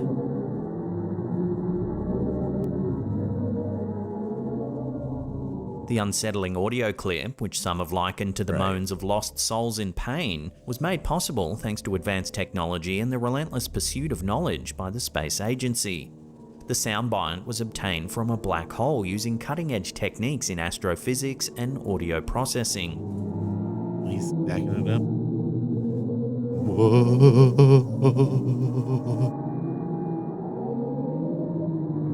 It's the same thing as like a effect on your keyboard. Black holes, which are formed from the remnants of massive stars, are celestial objects with gravitational pull so strong that not even light can escape them. These mysterious entities have long fascinated scientists and the public alike, with their mysterious properties sparking countless scientific studies, as well as inspiring works of science fiction and popular culture. Listeners have described the sound as haunting and evocative, likening it to the cries of lost souls in distress.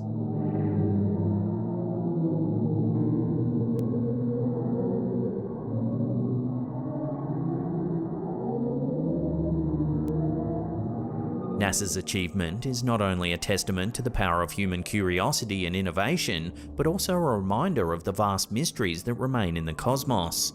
As we continue to explore the universe and push the boundaries of our understanding, discoveries like this one serve as a reminder of the endless wonders that await us in the great unknown.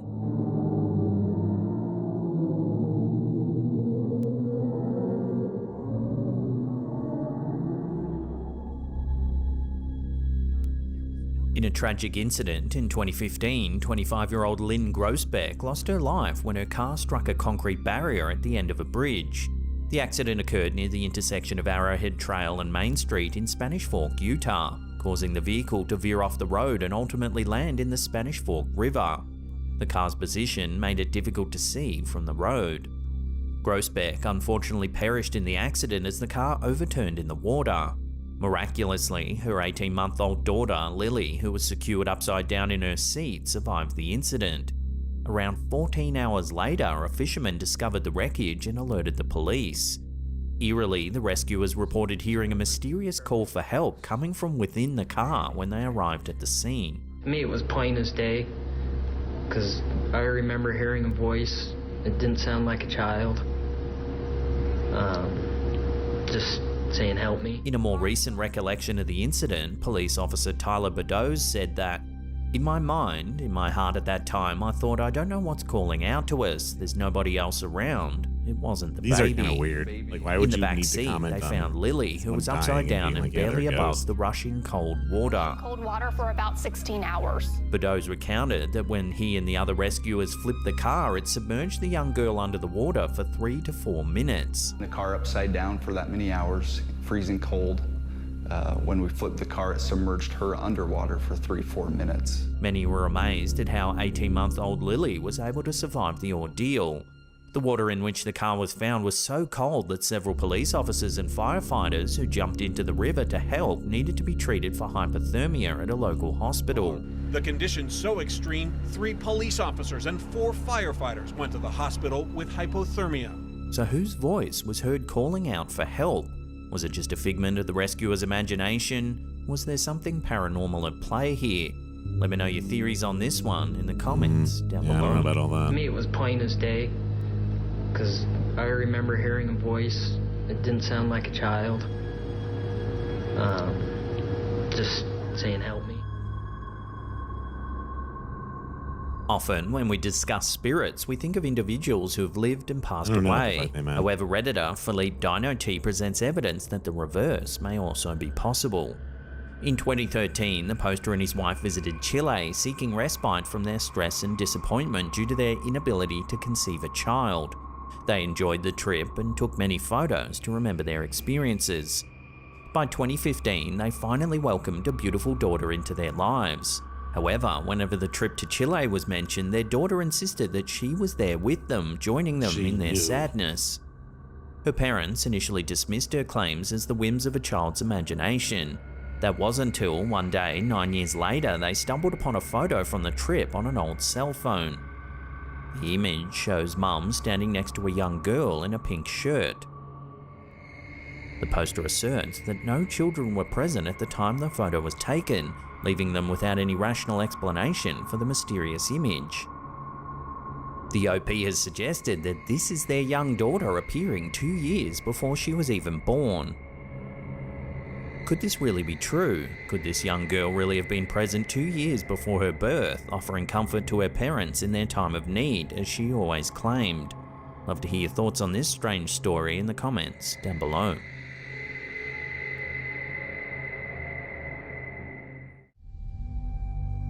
An unsettling trail cam image shared by Facebook user Bob Grandall has gone viral, sending shivers down the spines of thousands of social media users. The photo, which was taken on a game camera during a hunting trip, appears to show Grandall walking through the bush with his daughter Cheyenne. However, they appear to be accompanied by a mysterious and transparent third figure. In his post, Grandall expressed his bewilderment at the unknown individual. "That's me in the front, then my daughter Cheyenne, and we don't know who the third is. Zooming in, you can't make out a face, and the body's transparent. We even compared it to another pic, and you can see the branch through him." The post continued, with Grandall jokingly suggesting they might need to call Ghostbusters, as the figure appeared to be wearing a transparent plaid coat. He also noted that the land had been in the same family for over 100 years and wondered if the unknown person might be recognizable to them. The strangest detail of all was that the mysterious figure seemed to be carrying a gun, as the photo was taken during muzzleloader season in December. It was the fucking mountain Understandably, monsters. the eerie image has left Facebook users intrigued and unnerved. The post has garnered hundreds of comments and over 14,000 shares as people try to solve the mystery of who the third person might actually be. Theories abound, ranging from ghostly apparitions to glitches in the trail cam technology. As the image continues to circulate and generate discussion, the true identity of the mysterious figure remains unknown. In the meantime, the photo has captured the imagination of social media users, inspiring countless theories, debates, and perhaps a few sleepless nights. Called not trying to annoy the fucking people who live next to you. If you are in Japanese culture, that. folkloric tales and the paranormal are deeply rooted, often intertwined with the nation's rich history. Ghost stories, legends, and mysterious encounters captivate the imagination, with many Japanese people sharing their own eerie experiences. One such example is a chilling video uploaded to TikTok by user HappyJPY, which has sparked widespread intrigue and debate. In the clip, we see a cyclist's point of view via a GoPro. Watch what happens.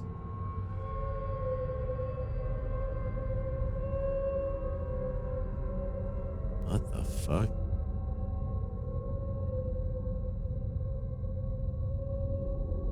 Watching that again, the cyclist nearly collides with a young woman. They say what year it was? However, when he turns back to have a look, there's no one there. This baffling incident has led viewers to speculate about the woman's true nature. One popular theory suggests that this could be a yurei, a traditional Japanese spirit known for its vengeful and restless nature.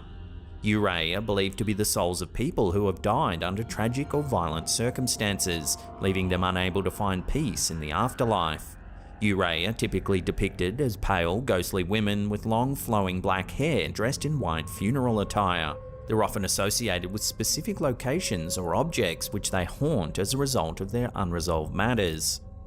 While the true nature of the young woman in the video remains uncertain, the clip serves as a potent reminder of Japan's long-standing fascination with the paranormal and its connection to the nation's culture and history.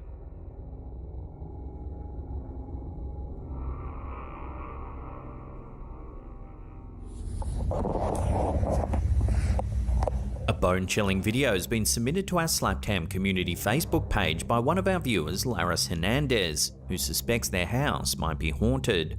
In an attempt to capture some evidence, they decided to film their living room using their phone, resulting in a truly eerie recording. Throughout the unsettling clip, strange tapping sounds can be heard, causing unease amongst our viewers.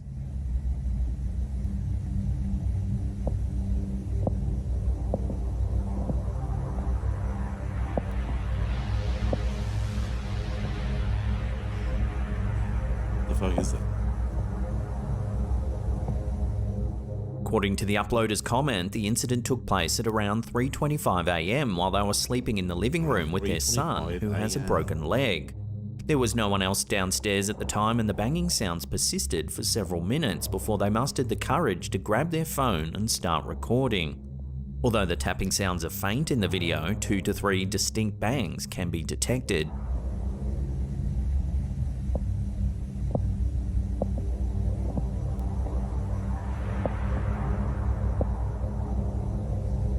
I don't know. What are we looking at? The uploader also claims they didn't see anything in person due to the darkness and only caught a glimpse of something black walking away. However, the most chilling part of the video occurs at the very end. Watch.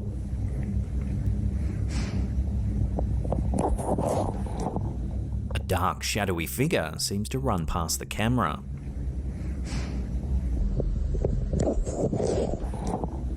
In a second, brightened up version of the clip, the shadowy figure becomes even more apparent as it moves from right to left. Viewers who watched the clip on Facebook have been understandably freaked out by the capture. Considering the homeowner's suspicion of their house being haunted, could this be a ghost caught on camera? We'll leave that up to you to decide. You decide.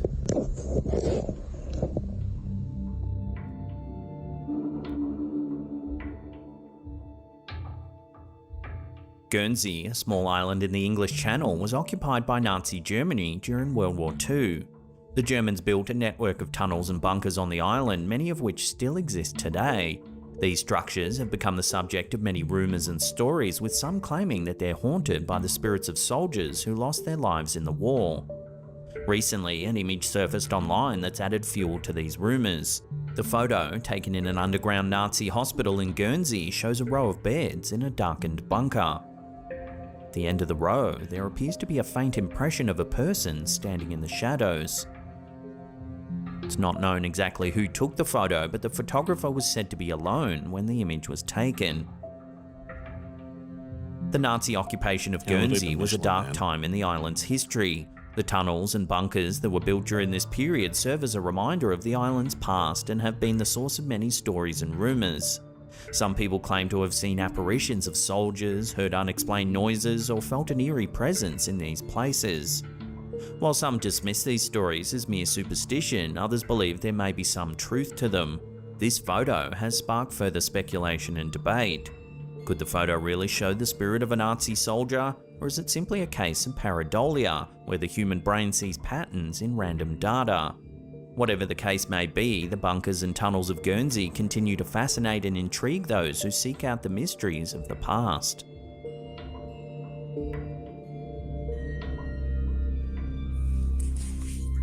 A video featuring a man walking his dog was recently shared on Reddit by user Rev19RB. Although they claimed that the clip wasn't their own, they found it intriguing enough to share with the community. In the footage, an orb-shaped object can be seen hovering low over a field, capturing the interest of many viewers and prompting various theories and speculations.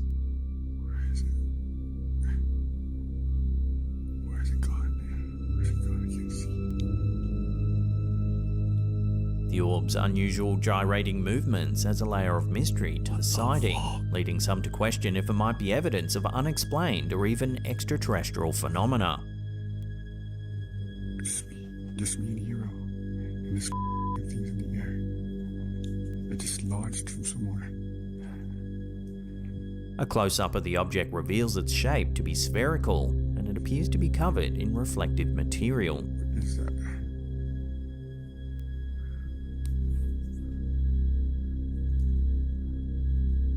While it's easy to assume that the footage displays something otherworldly, it's important to consider alternative explanations. One possibility is that the orb may simply be a stray balloon, with its peculiar gyrating motion resulting from wind currents.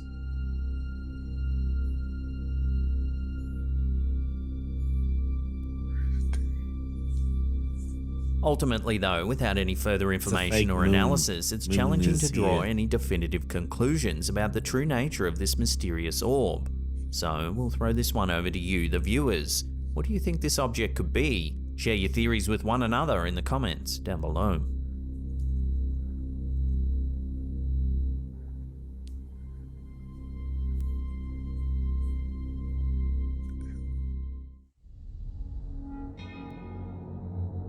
YouTuber Papoy Tandok recently shared a chilling video captured over a decade ago that's left viewers questioning the existence of ghosts and the paranormal. The footage, dated October 3rd, 2011, was taken from a CCTV camera in a public restroom and has since gained significant attention for the strange events the camera has captured. Watch.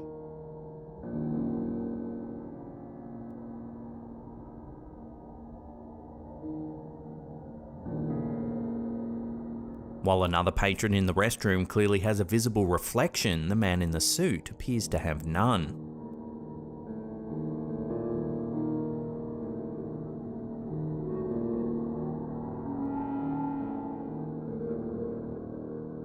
The baffling absence of his reflection has left thousands of viewers scratching their heads and searching for answers. Despite the numerous theories put forth by skeptics and paranormal enthusiasts alike, no one's been able to provide a definitive explanation for the eerie footage. Some argue that the man's lack of reflection could be attributed to a camera glitch or an optical illusion, while others maintain it's evidence of a paranormal phenomenon. But what do you think?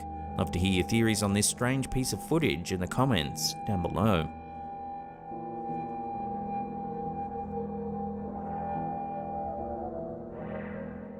It's just like an easy trick. Yeah. Many parents depend on indoor security cameras to safeguard their children from unexpected hazards inside their homes. This video was recorded by TikToker user 681435678, who captured this unsettling event while they were in the kitchen. The footage shows the young mother holding her baby. They were supposedly the only ones in the house when it was captured. Nevertheless, the mother quickly becomes startled by the sound of a child's laughter coming from another area of the house. Take a look.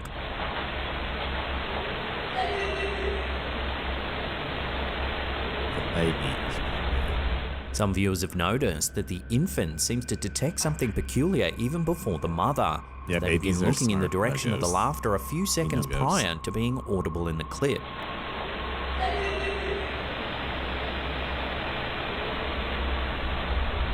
The mother appears visibly spooked, quickly turning towards the noise. However, after a brief check of the area, she resumes her activities. This is why Norman Reedus carries around the baby. Then, moments later, the sound of footsteps reverberates through the room.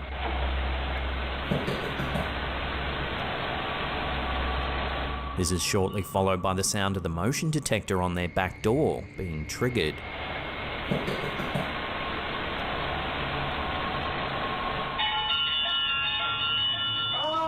According to the video, the mother searched her house but was unable to find anything out of the ordinary. Yeah, exactly, babies. So what could be the explanation for this series of mysterious events then? Did a local child manage to slip into the house then escape undetected? Others have theorized that it might actually be a playful ghost. But what do you think? Share your thoughts on this one in the comments down below.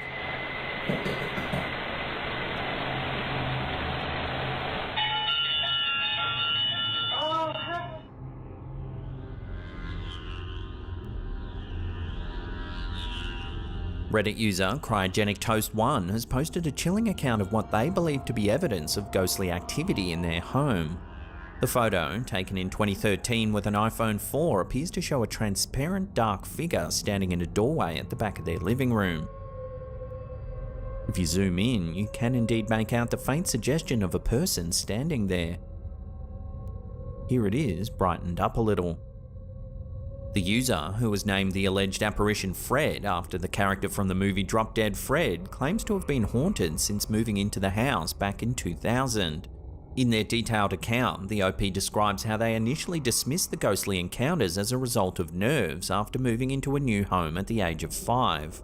However, the user goes on to share that these encounters became more and more frequent and tangible over time, with Fred appearing both in the user's mind and occasionally revealing himself physically to How the others. fuck do they know that? Cryogenic Toast 1 also claims that the area surrounding the house has a dark history, with the land having once served as a military base and being located on Native American territory. This has led the user to speculate that the haunting may be related to the land's past. In an attempt to address the situation, the OP's mother enlisted the help of a priest to bless the house following the death of the user's father. Unfortunately, this seems to have only exacerbated the haunting, with the family reportedly experiencing sleep paralysis and sightings of another eerie figure referred to as Cigar Child. The entity is described as having a cigar-shaped body and limbs, and a nearly perfectly round head and no discernible facial features. According to the uploader, this figure's been causing significant distress for the family for some years now.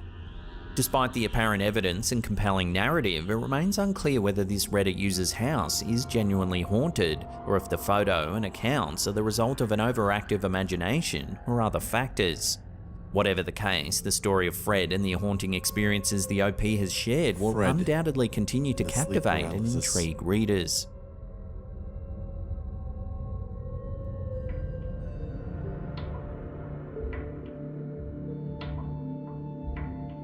Haunting experiences in hospitals are not uncommon, with many people reporting eerie feelings and unexplained events. A case shared by YouTube user Whip It For Me back in 2010 highlights just how spooky these places can be. The uploader's sister worked at an undisclosed hospital in California and had always felt uneasy during her shifts. One day, while comparing phone cameras with a colleague, the sister managed to capture a rather chilling photo.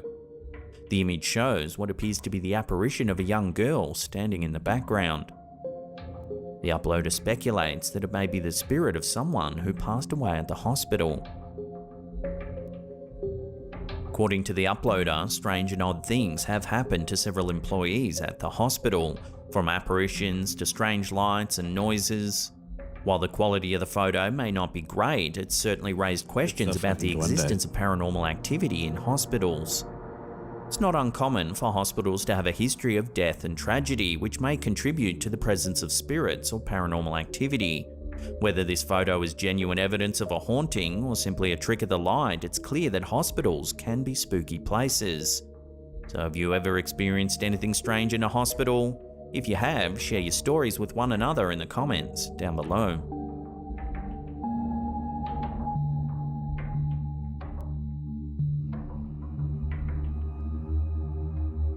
In the early hours of March 11, 2023, truckers Will Church and Erica Lake captured an eerie ghost-like figure on their dash cam while driving along a dark highway in Arizona. Take a look. Spooky music, subtitled. The footage, taken at 4:24 AM, shows a mysterious unknown figure suddenly appearing on the right-hand side of the road. If you slow it down and zoom in, it looks like a grey, transparent person standing in the middle of the road. I feel like this is like the most common. The video has since gone viral, sparking speculation and debate among viewers. So far, no one's been able to positively identify the figure or provide a plausible explanation for its strange ethereal appearance. With limited information available, this bizarre sighting continues to baffle and intrigue those who come across the footage. Unless new information emerges or someone comes forward with a credible explanation, the identity and nature of this mysterious figure will remain an unsolved mystery, adding to the growing list of unexplained phenomena captured on camera.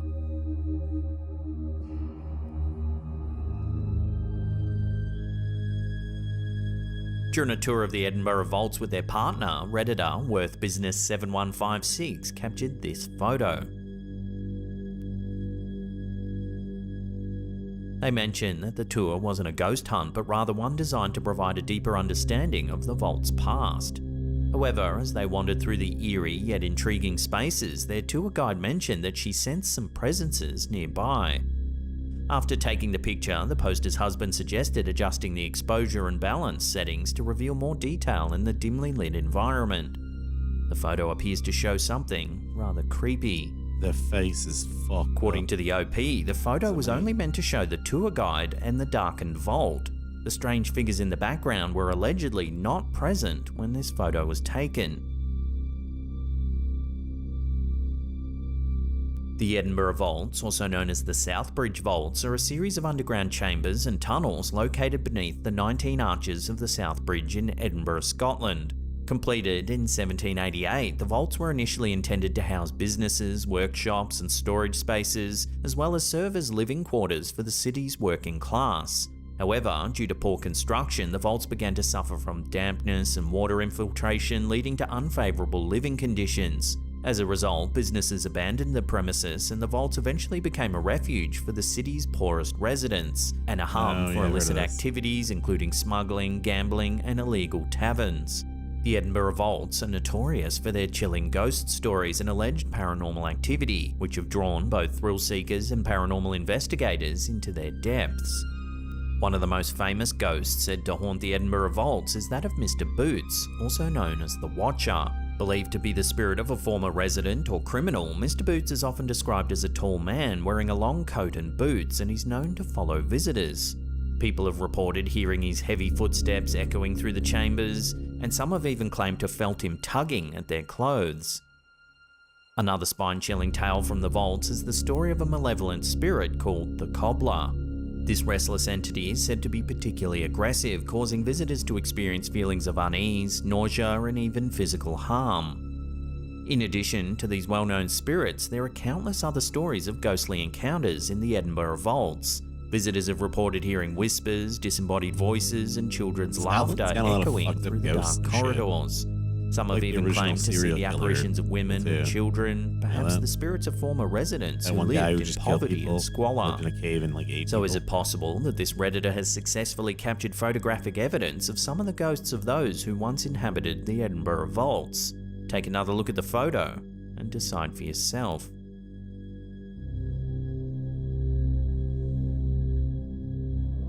No TikTok user James Fitzpatrick 18 has recently shared a spine-chilling encounter they experienced during the night shift at a trucking facility in Utah.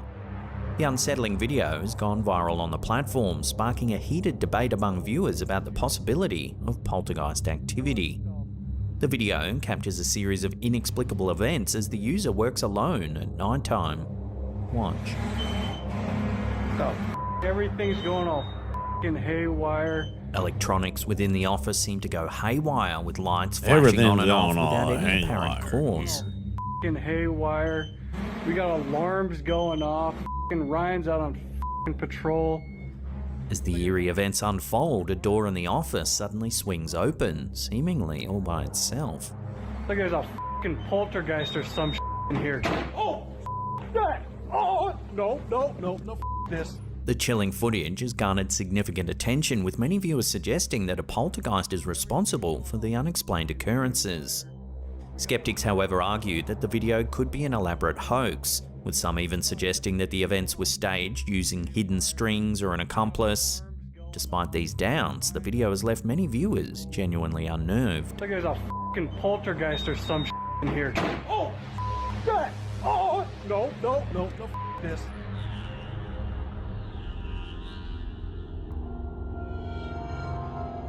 Instagram user UFO sightings footage has recently ignited a flurry of interest and speculation, with a short clip posted on their account. The footage, captured by a satellite, shows a crater on the moon known as Copernicus. In the video, a red flashing light appears to emanate from the crater, leaving viewers captivated and puzzled by the strange phenomenon. The Instagram post has generated a buzz among UFO enthusiasts and skeptics alike, sparking discussions about the origins of the light and its potential implications. Some argue that the flashing light is an indication of intelligent life attempting to communicate with Earth, while others propose more mundane explanations such as camera anomalies or a CGI hoax. But what do you think we're seeing here? Love to hear theories about this one in the comments down below.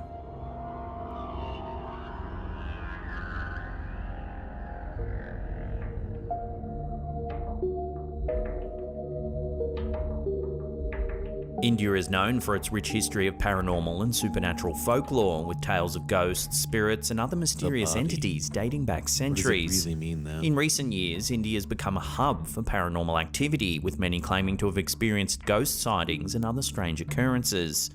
Chhattisgarh in particular is said to be a hotspot for paranormal activity, with many famous ghost stories surrounding the state.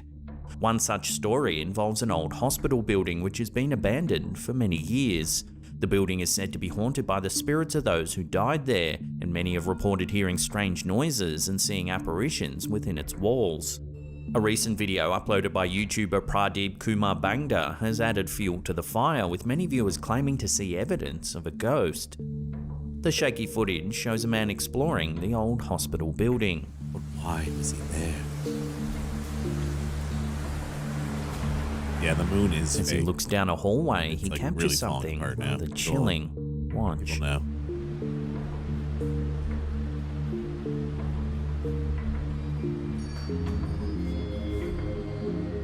Watching that again, there appears to be a body lying on a gurney. However, just seconds later, when he pans the camera back, the body seems to have vanished.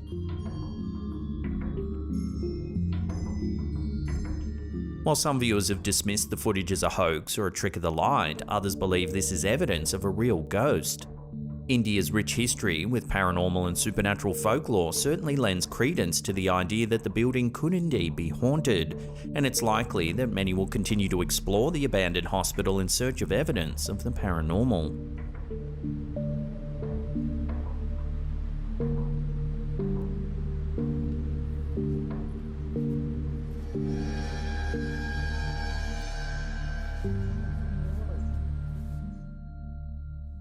Now, in case you haven't heard the awesome news, we've launched a brand new second channel. If you want to see the latest episode, check out that link on the top there. Otherwise, there's a spooky playlist there you can binge on. Now, leave us a comment down below which one Who is that guy? I don't know. Hey, what about this, though? I get it.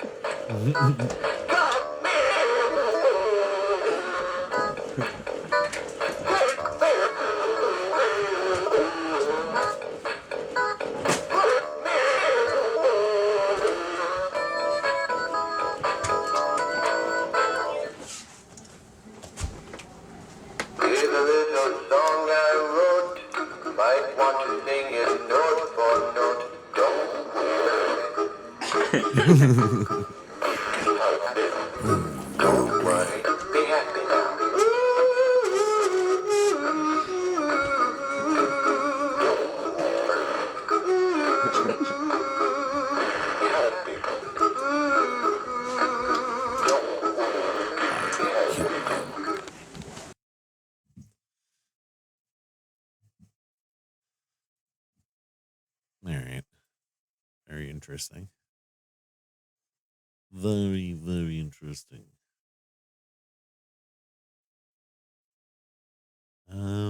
Actually, I saw something last night.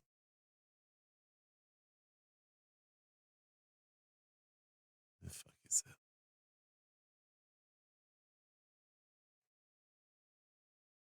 A couple of videos you guys might enjoy. Take me to the river. I want to know.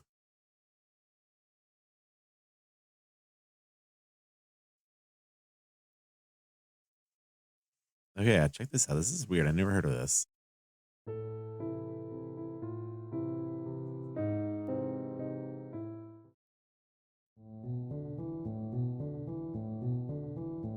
You Simpsons In the midst of our day-to-day lives, sometimes odd things pop up to break the routine. These could be things like unexpected encounters and strange events, but in some cases, it could be something as simple as a piece of paper. On July 29th, 2019, a user on the WTF subreddit made a strange post titled, "This note wrapped in plastic I found in the woods while hiking." The picture he included shows a piece of paper with a word salad typed all over it. None of the sentences make much sense, and it is filled with grammatical errors and oddly placed punctuation and underlines. Found this in a bag of the post cereal gained a bit of more than traction, once. with most of the other people being equally confused by this. But people didn't pay much mind to it, and just wrote it off as the work of someone with a mental illness. That is, until a few months later, more notes just like this one started popping up in other subreddits from people who also claimed they found these outside in the woods and at local parks. At the time, this wasn't some hugely talked about mystery, so the like sudden some influx of fucking notes schizophrenic came as a ranting. surprise to everyone. But things were just getting started. Eventually, these notes weren't just found outside on nature trails, but they started making their way indoors. One user found one of these notes inside an Aleve medicine bottle, someone else found one in a box of brownie mix, and yet another found one inside another food product. Whatever these were, they were increasing in frequency and finding their way into food items. Some of these were even found inside of items that had been sealed. Now, everyone was interested in getting to the bottom of this, and that started with finding out where this was happening. It was quickly discovered that most of these notes were found in or close to the Schuylkill County of Pennsylvania. This marked the beginning of the mystery of the Schuylkill Notes, which is still ongoing to this day. It wasn't long before this started being covered by some other news sites. On April 16th, 2020, ColeSpeaker.com reported on this, describing cases of people finding these cryptic notes inside of food products. They mentioned the notes appeared to be mainly in Schuylkill County, with the notes they received reports from including Pottsville, Tamaqua, and Ashland. Later that year, the story was also picked up by Coal Region Canary and Horror Report. As the story picked up, so did Reddit posts from Pennsylvania residents claiming to have found one of these notes. For the next couple years, it became somewhat common to see posts from people reporting these notes being found in food products and along nature trails. Near the end of 2023, this took a turn from being a strange internet mystery to actually becoming part of a legal investigation when the story got picked up by the Pennsylvania news site's PA homepage. In the report, a man from Luzerne County, which borders Schuylkill, was being interviewed about finding one of these notes inside a box of Lucky Charms cereal. I open up the bag like this, so I poured it out in my bowl, and out comes this paper that was all folded up just like this. Probably not going to eat it. I don't know what's inside the cereal, or if this note was laced with anything. You know, it's not the note that really bothers me. It's just what was. It's these notes are found inside food, like I guess I do. Kids food. Just like a couple of other cases reported, this man said the note was actually found inside the sealed part of the cereal, suggesting this may have been done in the factory this was produced. Tampering with food like this is no joke. It's actually a federal crime. That's why I put the man and the PA homepage investigative team contacted the FBI regarding this. The next day, the same news site made an update report informing us that 2 congressmen have also gotten involved and said they are staying in touch with the FBI and FDA regarding this. For lack of a better word, shit just got real. In the midst of all the excitement, some Reddit detectives got involved in the mystery. On August 31st, 2023, a subreddit called Schuylkill Schizo Notes was created, but because of the controversial name, a couple weeks later they moved to a new subreddit simply called Schuylkill Notes. Shortly after this community was created, it became flooded with a collection of notes found in Pennsylvania, along with people chiming in with their own theories. At the time of writing the script for this video, I've read every single post on both of these subreddits, but seeing as new posts are made every day, by the time this video is up, I'm sure there will be a lot more to look through. The earliest Reddit post including this note that I initially found was one from 2019 that I included at the beginning of this video, but there are some appearances of this note that likely occurred years prior to this that we will get to later. I spoke to the user that wrote this post, and oddly enough, this one came from Virginia, not Pennsylvania.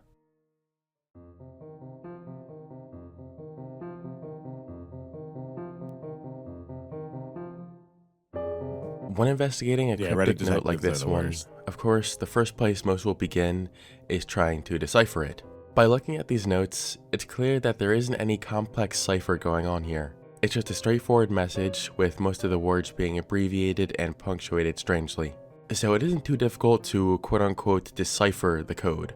I also want to note that although these notes appear to be identical at first glance, they're actually not. They are incredibly similar, but upon closer inspection, they each have very slight differences to them. For the most part, however, they're all pretty similar. A lot of the note analysis on the subreddit seems to be done through people running this through AI, so that's what I decided to do.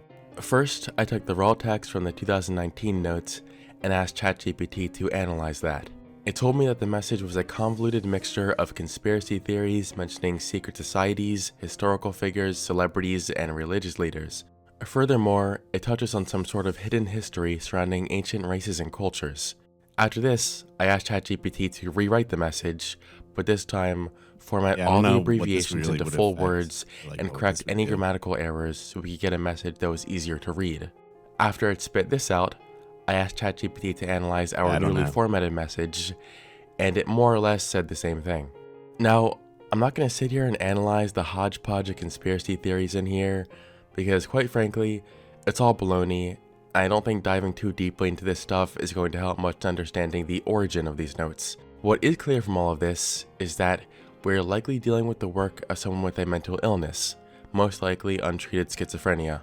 A user on the Google Notes subreddit mentioned that he suffers from psychosis from time to time, and says this writing reminds him of the stuff he would write during an episode. Furthermore, there are other writings available online from other confirmed people with schizophrenia that share a striking similarity to this in the way they are formatted and filled with nonsense. The author of these notes having some sort of mental illness isn't really something that is disputed at this point. For the most part, I think that's the main takeaway from the note itself, and we'll have to get a bit more creative if we want to find the actual origin of it.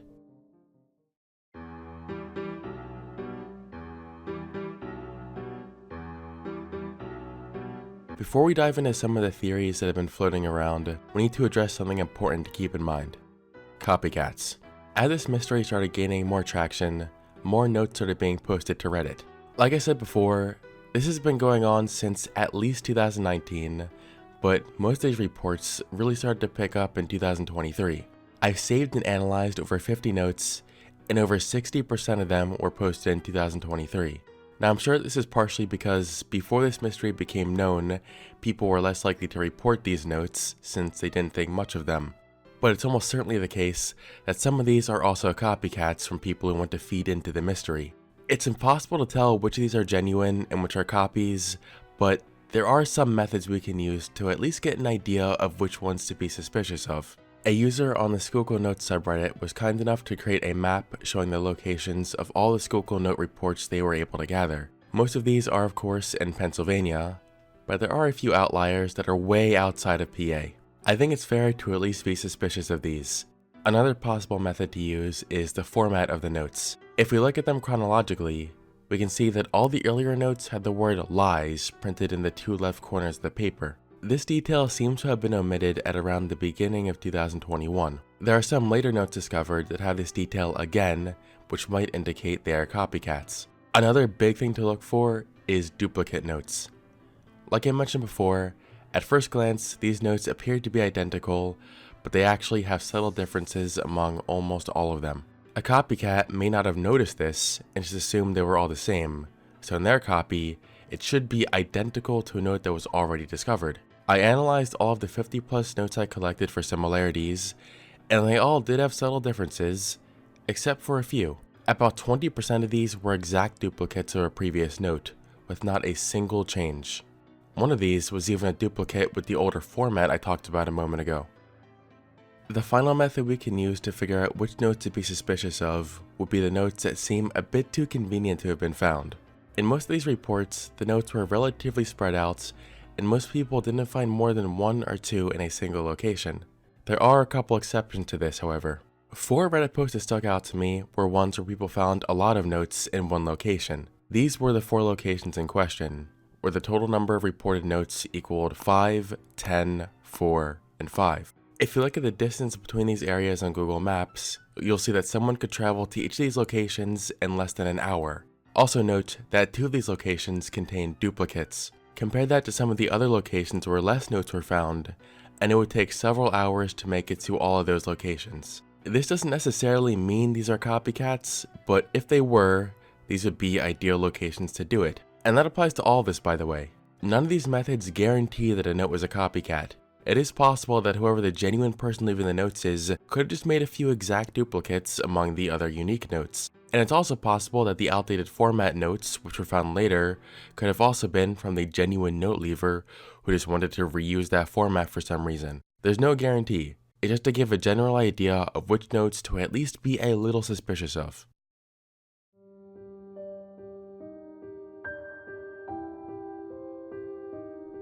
With that out of the way, let's dive into a few theories. One of the earlier ideas brought up was that this might be part of some sort of ARG or movie promotion gimmick. This is extremely unlikely. This has been going on for years with no serious developments leading to anything other than these notes. You'd think in that amount of time an ARG or movie promotion would lead to something substantial. And the fact that these notes are appearing in food products pretty much takes this theory out of the question entirely. There's no way a promotion team would risk committing a federal crime for the sake of an advertising campaign. so this definitely is not it. So assuming some other person is doing this for some reason, it leads to the question of how they're doing it and how many people are involved. Because some of these notes have been reported to have been found inside of a sealed food item, a lot of people think whoever is behind this could be a factory worker. An article on Skeptical Inquirer written by J.D. Sword actually looks into this possibility. He believes this to be unlikely because, based on the geography and the fact that not all of these food products were from the same manufacturer, it wouldn't make sense for all of these to come from the same facility. So this could only really be the case if there are multiple people involved, all working at different facilities. Sword says this probably is not the case because warehouse workers are monitored very closely and put on tight schedules. So being able to pull this off for this long while remaining unnoticed would be nearly impossible. He goes on to say that even the possibility of this being the work of someone who just delivers the products is also unlikely, because usually these products are delivered on pallets wrapped in plastic. With all that in mind, it is most likely the case that these are being placed in the products after the merchandise reaches the shelves. Again, sorry for being so I agree quiet with him too, here. because This is further backed up by a Reddit post on the Schuylkill Notes subreddit, where someone mentioned that their grandmother actually noticed someone slip one of these notes into her purse once. I also agree with JD Sword when he says that there's most likely only one person at work here, not multiple. This has been going on for years, and so far, no one has caught the person in the act. If there were several people involved in this, it would be much more difficult for all of them to remain undetected for so long. You might be asking, if it wasn't done in a factory, then how did the notes make it into sealed products? It sounded like them banging cabinets around. The notes being found in sealed products wasn't actually all that common. Of all the posts they found reporting finding these notes inside of food products, only 5 of them claimed it was inside of a seal. And for a lot of those, it was unclear if they meant the note was inside the actual sealed plastic, or if they simply meant the cardboard box which contained the food had never been opened before. And it's easy to get one of the notes into a box of food while leaving it untampered. On the same Skeptical Inquirer article I mentioned before, JD Sword tested out a method of getting a note into a box of Lunchables while leaving it untampered, and it was very simply done by pitching the corners of the box and using a flat object to push the note through. In the Horror Report article from 2020, they even have a report from someone who said the note they found was tucked into a box of cookies underneath a small piece of torn cardboard, implying that this was clearly done at the store, not a factory. So, at this point, what we can be relatively confident about is that the person doing this is likely someone with a mental illness who is working alone and likely is not placing these notes at a factory. But we're still missing how this all started. There are a lot of posts on Reddit that try to connect the conspiracies in these notes to the work of other well-known conspiracy theorists, but I don't think any of that stuff is too solid. This note is just a huge mixture of a bunch of conspiracy theories with no real structure to it. I'm sure if you really tried, you could connect this to 1,000 different conspiracy theories, but that won't get us anywhere. We need something more conclusive. The answer to this might be going further back. Near the beginning of this video, I mentioned one of the earliest Reddit posts including this note was posted in 2019, but that might not be the case.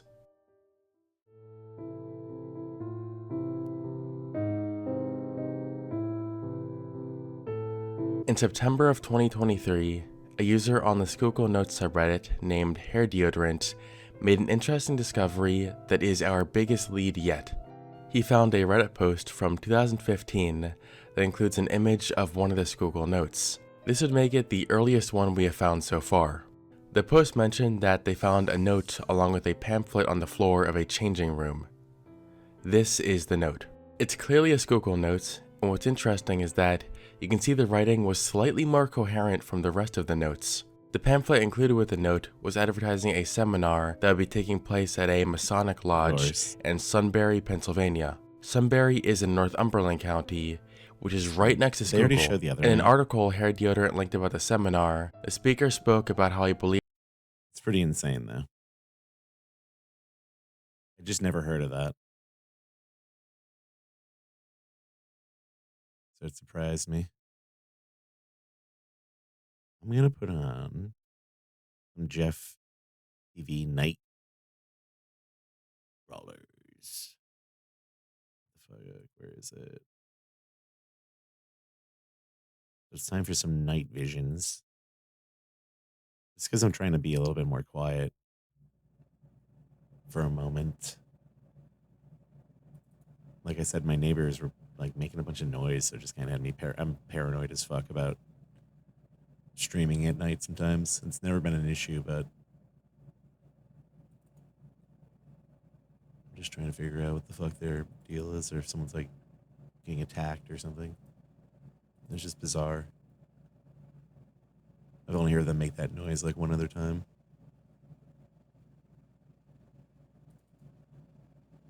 All right. Check this out now.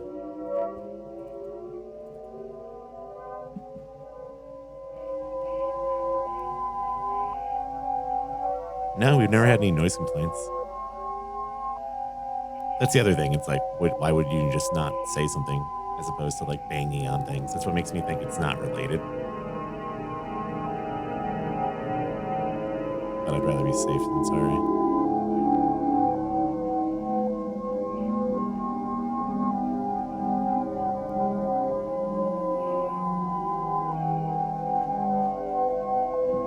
It's like loud banging, like doors slamming or cabinets slamming. Our kitchens are wall to wall, so I don't know.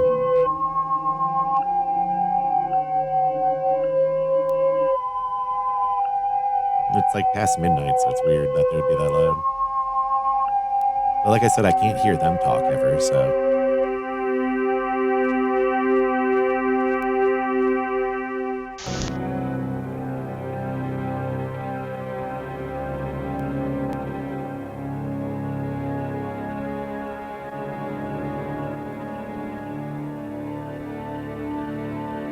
No, we saw this part recently.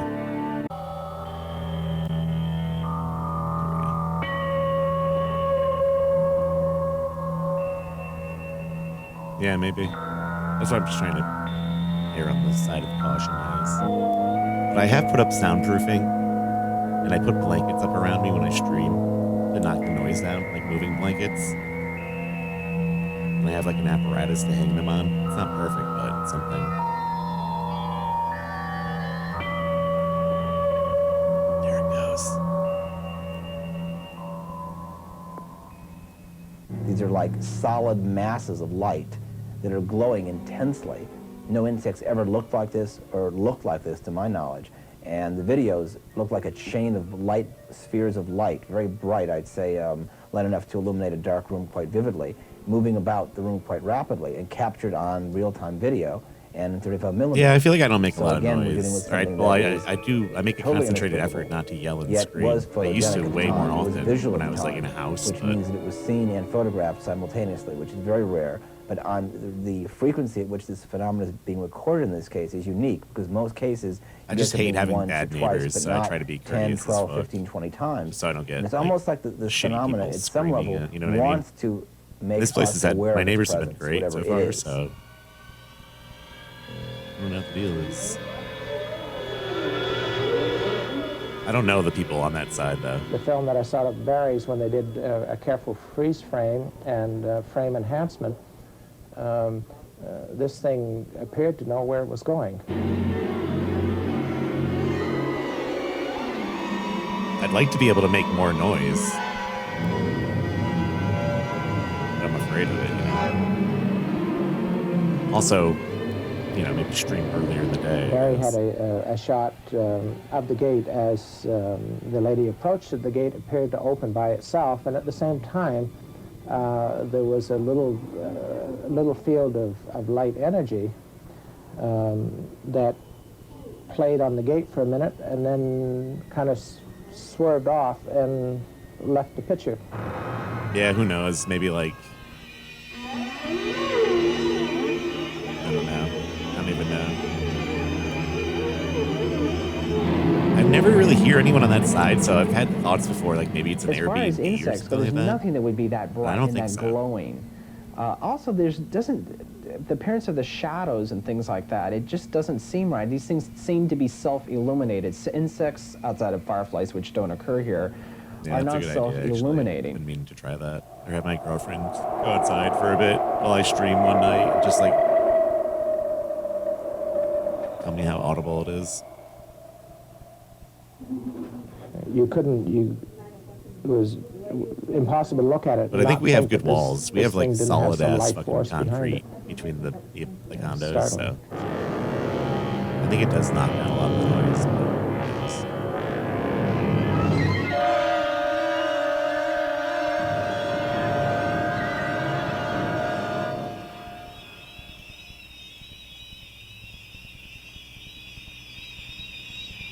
But One of the most intriguing, or more intriguing aspects of the case is that Jackie Hernandez, having possession of a camera of her own, was able to photograph phenomena which was visual to her at the time, and was also photogenic. These were, for lack of a better term, corpuscular masses of light that were moving about the ceiling. These are not reflections or artifacts of the lens of the camera. We examined the negatives, and these cannot be explained by any nature or any phenomena that we're familiar with, at least in science.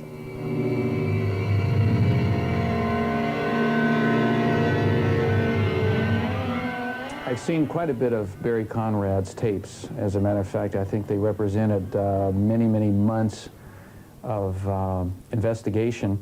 And there was a common feature that I saw that was the one single thing that really caught my eye, and that was the streaks of light. And I looked very carefully over the films, over many visits with Barry. they don't make guys like this anymore. And looked for common features and dissimilar features. And some of the things were very unique. Number one was the fact that every time there was a presence of the lights, or the streaks of lights, was definitely a three-dimensionality.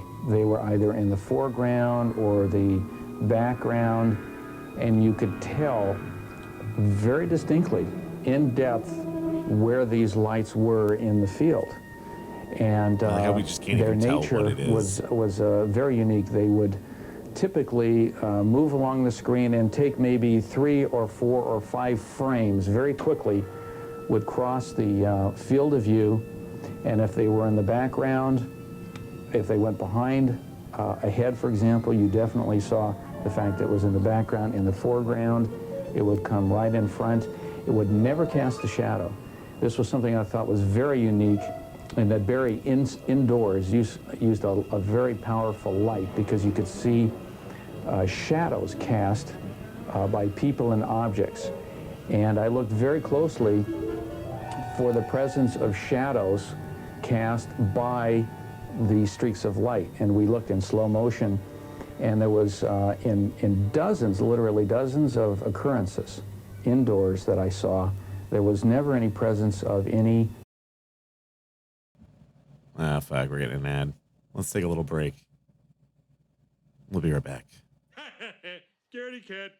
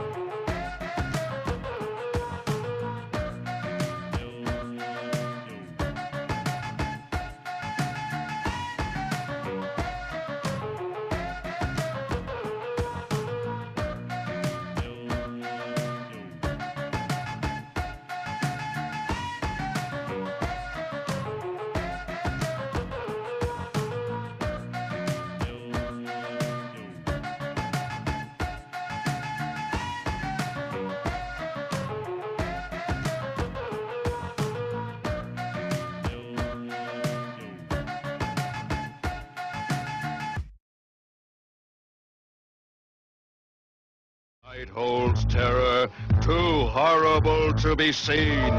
From out of the shadows, something's coming. Do you think you're really safe?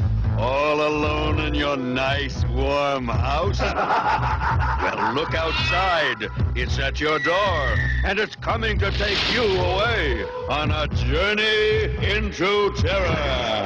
Call now, $1.50 for the first minute, 35 cents each additional minute. Call Hot Hints for the best Nintendo strategies. Oh, I give up. Don't give up. Call 1-900-HOT-HINTS and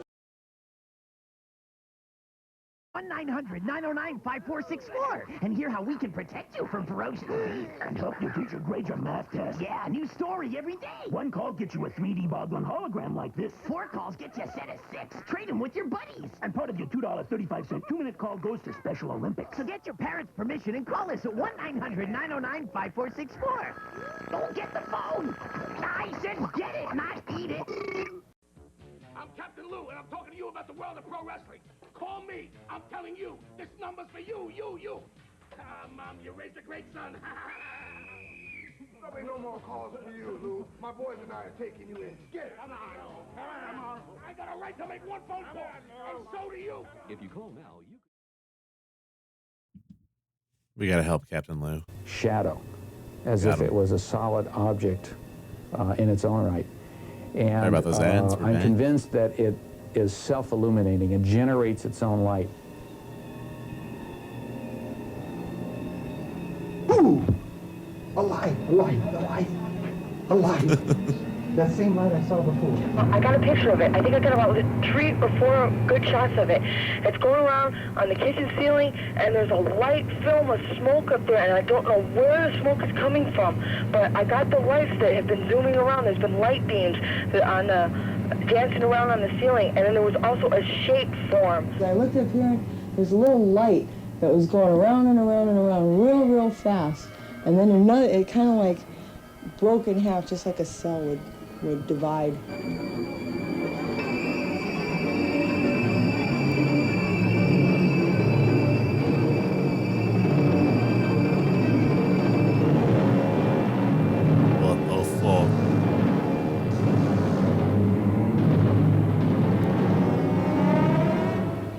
There was one light occurrence which was actually very unique compared to the streaks of light. And this occurred the first evening, I believe, that Jeff and Barry Conrad were at the house in San Pedro. There was a very unique flash of light. This was different than what we've seen before.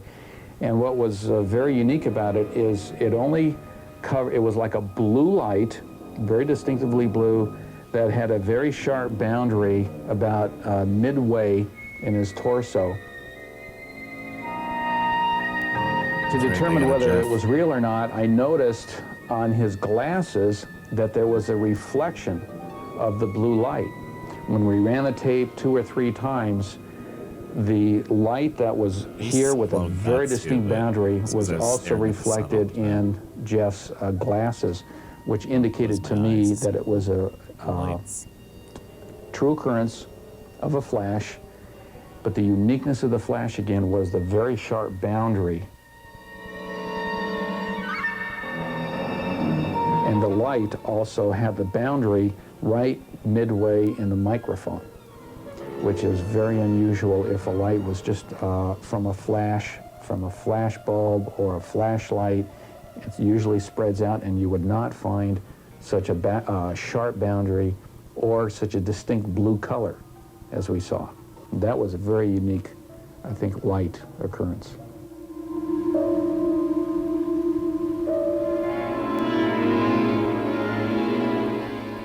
This is an occurrence. This is something that is real and not quite easily explained.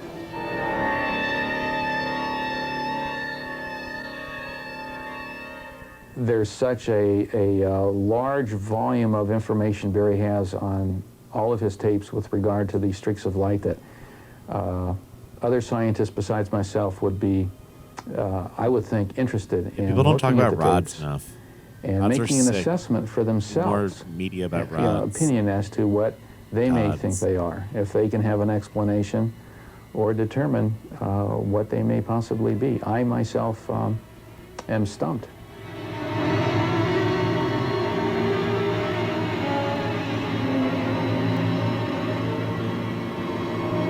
been a professional physicist for 20 years now, and have not seen anything like this.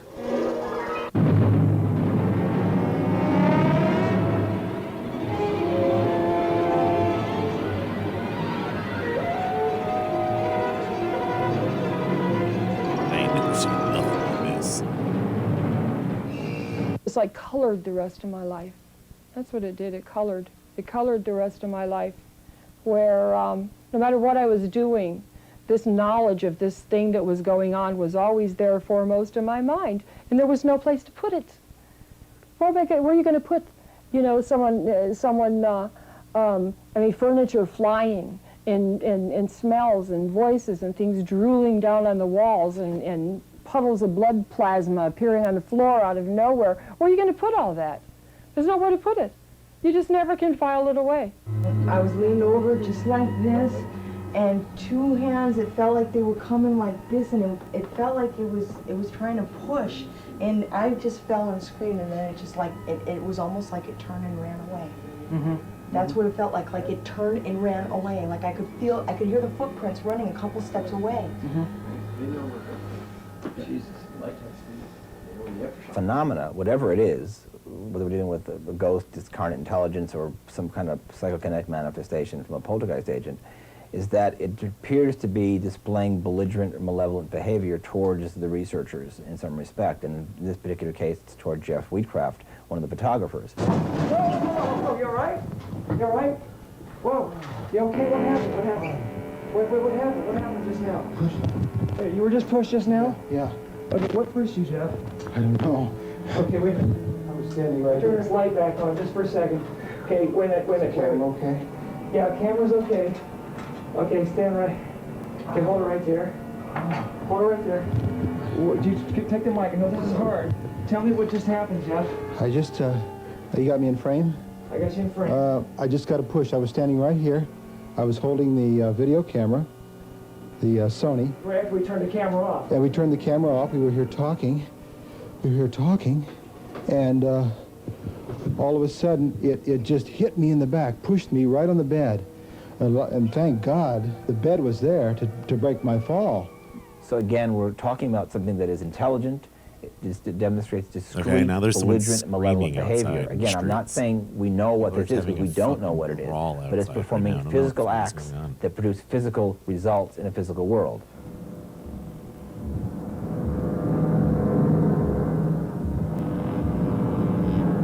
I don't know. It definitely doesn't want us to be here. It seems that's for sure. You were saying, we were talking earlier, this thing has really gotten to all of us a little bit. I mean, especially anyone who's spent enough time here to see what this kind of phenomena, the kind of effect that this phenomena can have on you. And how are you feeling at this time during this investigation?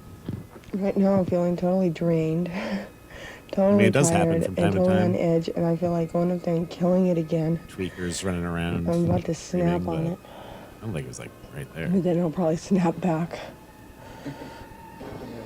And how can this happen to this person, to this young woman, pregnant It has something to do with the and other on her noises. own It's coming with from a small completely child? different direction. Why? Why is this happening? Why? Why would it? What purpose does it? Is it staying earthbound? It or the entity or the ghost or whatever it is? What is it a manifestation of? That's the trouble. That's the trouble that I had with it.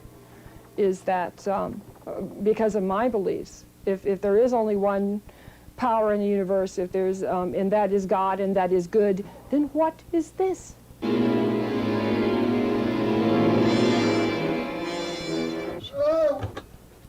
What's wrong? What happened? You all right? I told you, get down! Get down! Get down! Shotgun microphone. The shit beat out of it.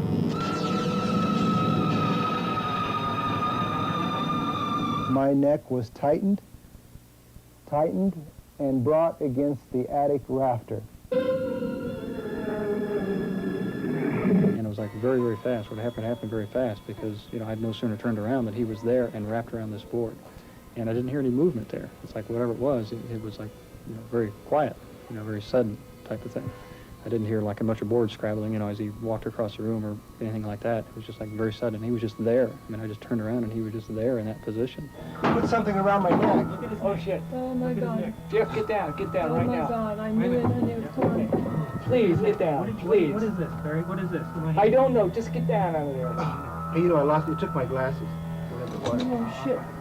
Jeff, Okay, please you get know, down. I gotta get out of here. Whoa. It's definitely raising. Jeff, please come here. Get this forward. Keep the mic on. Keep the mic on. Jeff, here you go, buddy. Here you go. Here you go. What the hell happened? Are you okay, buddy? Oh my God. Look at his neck. Jeff, what's behind your neck? I don't know. What's on Jeff, my what's neck? on your neck? A piece of rope. Oh, shit. Gary, get down out of there, buddy. Can you find my glasses? Gary, Jeff. Look at this. Look at Jeff, this. what are you doing up there? Jeff, I'm fine. Jeff, Down from there. tell me what happened, buddy. Well, I don't know, Gary. I told Gary that there was nothing happening up there, and he turned around and came. He was coming this way. All of a sudden, I feel this thing around my neck, and it's got me hanging, and it's pulling on my leg. You were hanging? Yeah, I was hanging. I took the first step, and then all of a sudden, I remember that there was this tightness around my neck, and I was being pulled over to the side of the attic next to the rafter. I really, at that point, didn't know that there was something around my neck. However, there was actually a small clothesline rope that was around my neck, and it was tied. It was twisted and then hung on a nail on the rafter in the attic. This is the rope, or plastic. Looks like it's clothesline, but it doesn't look like it's that old.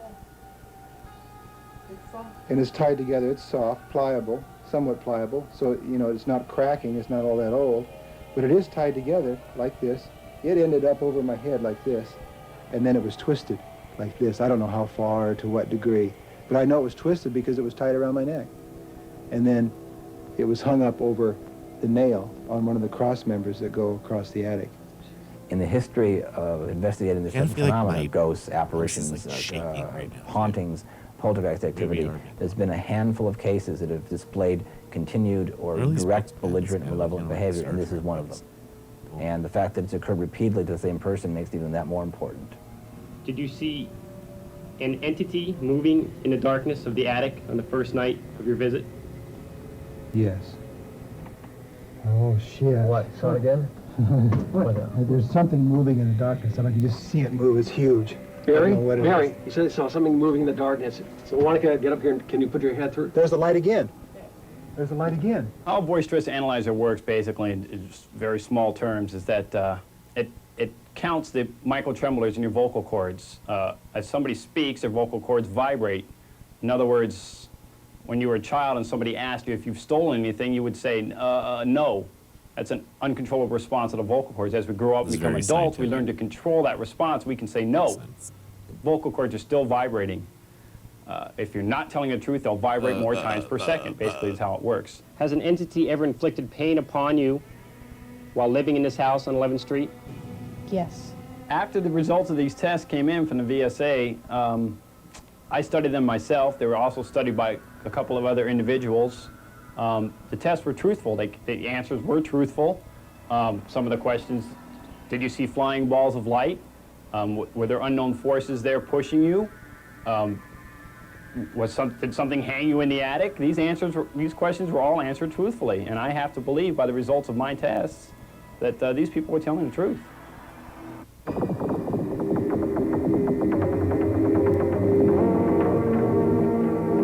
Another particular these event that additional occurred that was quite unusual is that when Barry Conway was filming in the kitchen one evening, something, for lack of a better term, knocked him unconscious.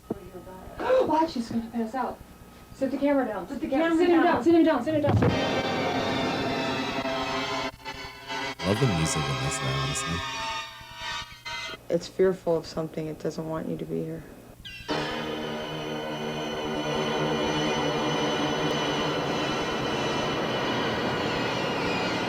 What's going to happen next? What's it going to do to me?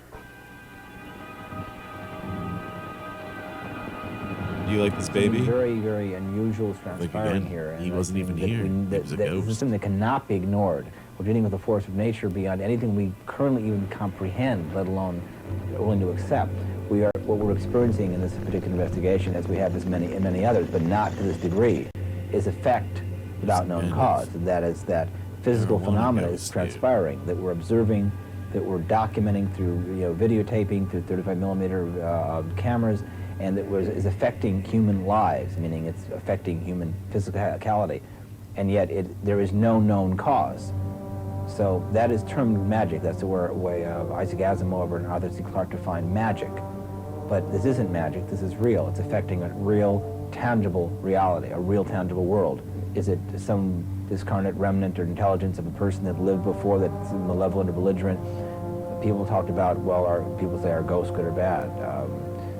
Is this phenomenon good or bad? Well, people are good and bad. If this is an extension of the human psyche that survives physical death, if people are good and bad, then I guess this consciousness can be good or bad.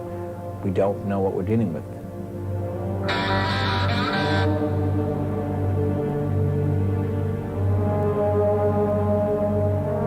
It's getting very hard to even be here. I feel like just packing up the kids and going to Texas right now. I'm really scared. How far am I going to test it? How far is it going to go until I, realize, hey, it doesn't want me here? Ah! That Pepsi just got hurled at me. What the fuck was that? Ah! What threw a Pepsi at me?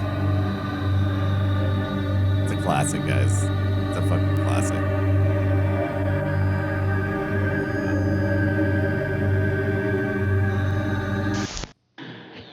The foam zombies are very, very dead. But they're not in their graves. And they're not walking the night. They're in the phone lines and they've got your number! Want theirs? Dial 1-900-490-DEAD. Randomly selected callers get to talk to me live, in the flesh. When you reach me, you'll wish you never called. Only $2 a call. It's time for our journey to begin.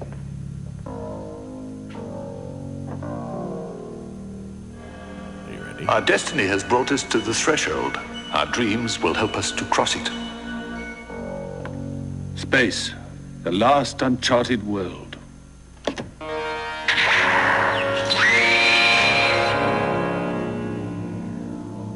Knowledge surrounds these library walls, and with these instruments, that knowledge can be ours.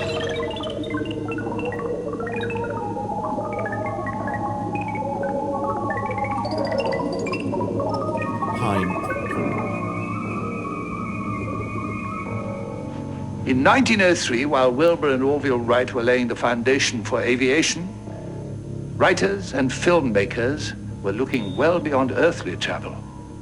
Those futurists saw our inevitable journey to the stars as a natural step in man's evolution.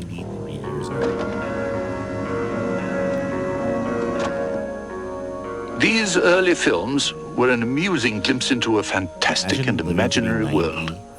But it was not these celluloid voyages that first began our conquest of space. It was something far more sinister.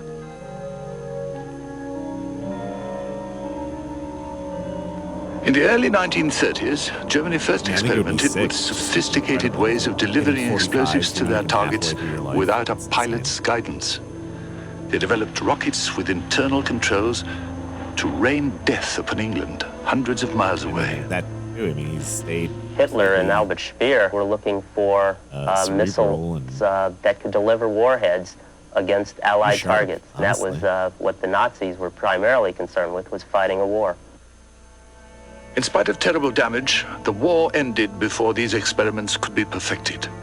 However, the heated conflict of the Second World War soon cooled off into a competitive struggle between the United States and Russia, and each side sought to acquire the rocket technology and scientists produced by Nazi Germany. German scientist Werner von Braun is considered to be the architect of America's space program. Von Braun and his team took the technology from the German V-2 rocket, which had been created for destruction, and applied it to the development of the chariots that would take man to new worlds. On October 4th, 1957, the space race began in earnest. On that day, the Soviet Union launched Sputnik 1, the world's first satellite. Reaction was immediate, a mixture of wonder and concern. Man-made moon. They came from out of nowhere and put up Sputnik, and the world was astonished, was frightened, was surprised, and was looking for the United States of America for an answer. The United States did answer, but unfortunately, their space program got off to a rocky start. Because of these failures, the Soviets always seemed to be 1 or even 2 steps ahead of the United States. And on April 12, 1961, Yuri Gagarin became the first man to orbit the Earth. And it seemed the United States would never catch up. The Soviets were justly proud of their accomplishments. But less than 1 month later, in a suborbital flight, Alan Shepard became the first American in space. It was this flight that inspired President John Kennedy to commit the resources of his nation to putting a man up on the moon by the end of the decade. We choose to go to the moon in this decade and do the other things, not because they are easy, but because they are hard. Because that goal will serve to organize and measure the best of our energies and skills. I'm just saying that a rocket shaped like a dick moved forward. Flies better than a rocket shaped like a pussy. I don't know, Gemini, guys. and then Apollo. We were serious about going higher, farther, and faster, and coming back. We know it's a high-risk environment. We're prepared for high risk. We enjoy doing this exciting stuff on the leading edge of technology. In July of 1969, President Kennedy's dream was realized. Man walked on the moon. Mission after mission explored this barren land, and closer to home, the colonization of space became a possibility. With the pussy rocket, and it made Projects like the like Minecraft Skylab eating and sound Space when it Shuttle docked. were developed in the 70s to create a working environment in space. Of technology. In a symbolic flight in 1975, America and the Soviet Union met in the heavens, cooperating for the first time in the Apollo-Soyuz mission. But while both of these nations' space programs were marked by great success, they were also scarred by tragedy as well. On January 27, 1967, astronauts Gus Grissom, Edward White, and Roger Chaffee were training for their first Apollo mission when a spark set off a horrible fire that swiftly snuffed out their lives. Those 3 lives, Eliza, Gus Grissom, Ed White, and Roger He almost Chaffee, lost Big probably Bird, contributed more to our success The Space Shuttle in the Columbia. Apollo program of landing on the moon and bringing man home safely to Earth than any other one thing or anybody else in the entire space program. What came out of that fire was almost a complete rebuilding and remolding of the entire Apollo program, from the hardware to the techniques of our training to our operational procedures. And I think it forced us individually to stop back and look at what we were trying to do. Even after successful launches to the moon, troubles remained. In April 1970, over 200,000 miles away from Earth, an explosion crippled the Apollo 13 spaceship. Through amazing ingenuity and very good luck, tragedy was averted. Barely. McDonald's. Apollo 13, probably more than anyone will ever realize today, was a flight in which we came closer than I ever want to come again to losing 3 human beings, actually losing them in space. And Apollo 13 probably produced the greatest level of cooperation between industry, the educational institutions, and government in this country than has ever been seen and perhaps ever will be seen again. Perhaps the most searing image of the risks of space travel occurred on January 28, 1986, when the world witnessed the explosion of a dream and the deaths of 7 brave men and women. Yeah, that's scary as fuck. The Space Shuttle Challenger fell victim to a combination of bad weather, bad equipment, and worse luck. In spite of these tragedies, perhaps because of them, I always forget if it's man Columbia continues to or explore the heavens. There's never been an astronaut who got on a spacecraft, whether it was Mercury, Apollo, or even Shuttle, who didn't fully understand the risk involved and who wasn't willing to take them. Triumph as well as tragedy have always been part of man's exploration of the unknown. You ever flying a plane? So too is confronting unexplained phenomena. NASA and those who pioneered the space program chose to convey to the world an image of ultimate confidence. Men with the right stuff were certainly above picking lucky numbers to accompany the names of their spacecraft. So fucking or were they? Hate that so much. At least you feel like you probably have a little bit more control when you're at the commands. Superstition can survive in any environment. Every one of the first Mercury spacecraft had a 7 after its name. Though engineers and astronauts are among the most pragmatic men on Earth, apparently they felt a little luck was to be encouraged. One of the more engaging facets of our voyages into space is the way in which our humanity and spirit continues to go along for the ride. After the tragedy of Apollo 1, it is easy to see why the next manned flight number was a lucky had a 7. woman give birth in outer space and the baby came out. There were those at NASA who argued against numbering a mission. I heard that's like 13. how aliens started. They were overruled, with almost tragic results. Did you ever hear that? But as we can see, there have been many flights, many numbers, and a lucky 7, while it may help, is no substitute for good planning and simple bravery. Decades of space exploration have resulted in widely publicized stories of great scientific discoveries.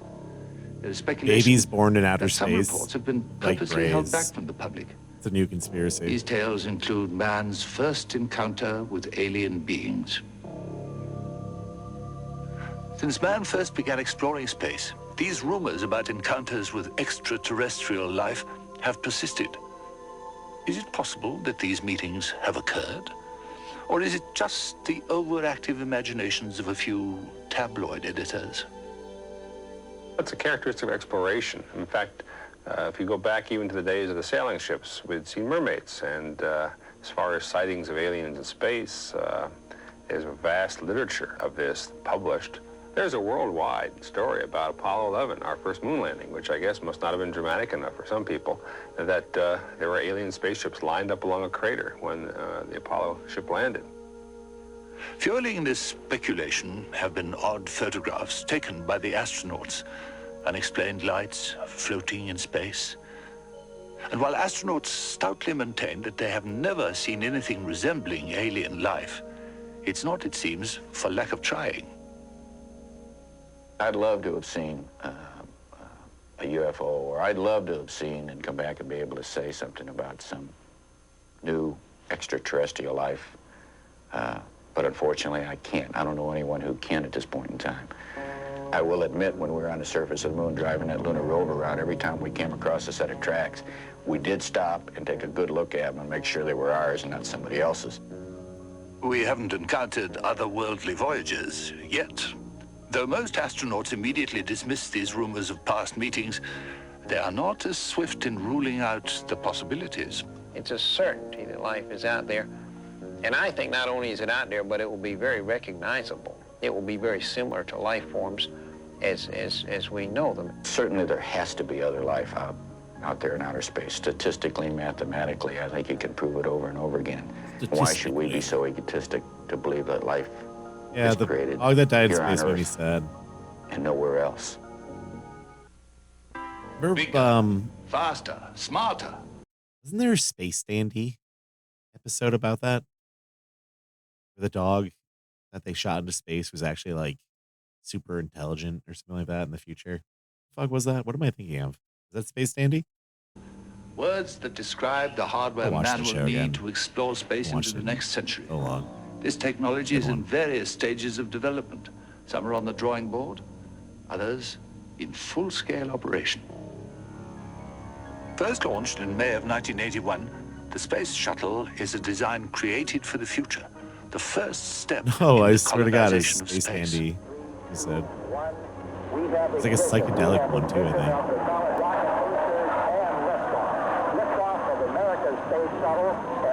Oh, I do. I know your episode of The shuttle Simpsons. has more capability. They're like, should we tell everyone that every ship that we've sent to space has come back super intelligent? The chair turns around and it's the monkey, and he's like, "No, I don't think we will." And he like runs away, making simply monkey sounds. a way in and out of space. Here's a Man, huge shit, you laboratory can't even. that did an There's nothing immensely funny. good job Some of those non sequiturs. as not only a transportation system, but also a laboratory in space. Working in an area free of the boundaries of gravity gives scientists the opportunity to perform and create new experiments that have a multitude of applications. And beyond the flights of the space shuttle, the next goal is a voyage to the red planet of Mars. If we want to go to Mars, we better have someone at least No, I don't know what think it's we like to will. be in space for 3 years. That's a long time. I think we're going to see colonization one day of Mars. I think we're going to see a civilization grow up and build up on Mars. I think it's going to be a natural evolution of mankind on this earth. I think the possibility that the United States and the Soviet Union will work together going to Mars is increasingly likely, just because the endeavor will be so expensive. I think it was in Ray Bradbury's Martian Chronicles, the line of the first Martians are us. These illustrations. I think that the first man or woman to set foot on the planet Mars is already living today. But why stop there? Some believe that man's journey into space is only limited by his imagination.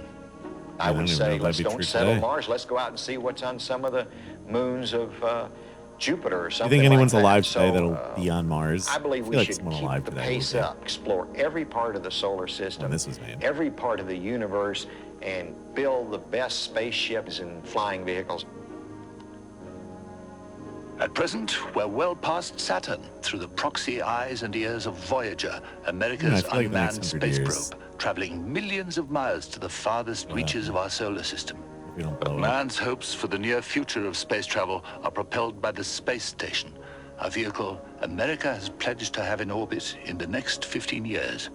The United States space program is committed to having a permanent station in orbit by the end of the 20th century. It will have up to 8 astronauts, and it'll be self-sufficient in every way. The orbiting space station will hover 300 miles over the Earth and will offer man the opportunity to view the universe as never before.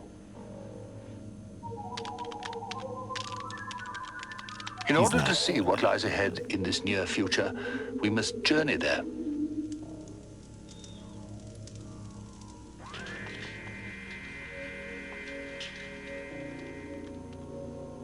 Well, ready? One moment. I'm having trouble locking into the destination coordinates. Is that a piano?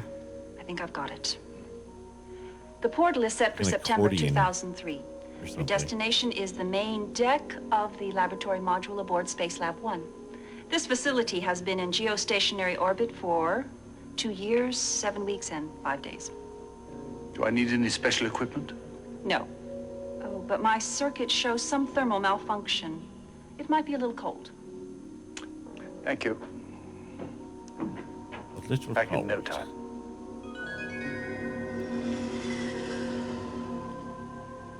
"300 miles above the Earth, it is eternal night.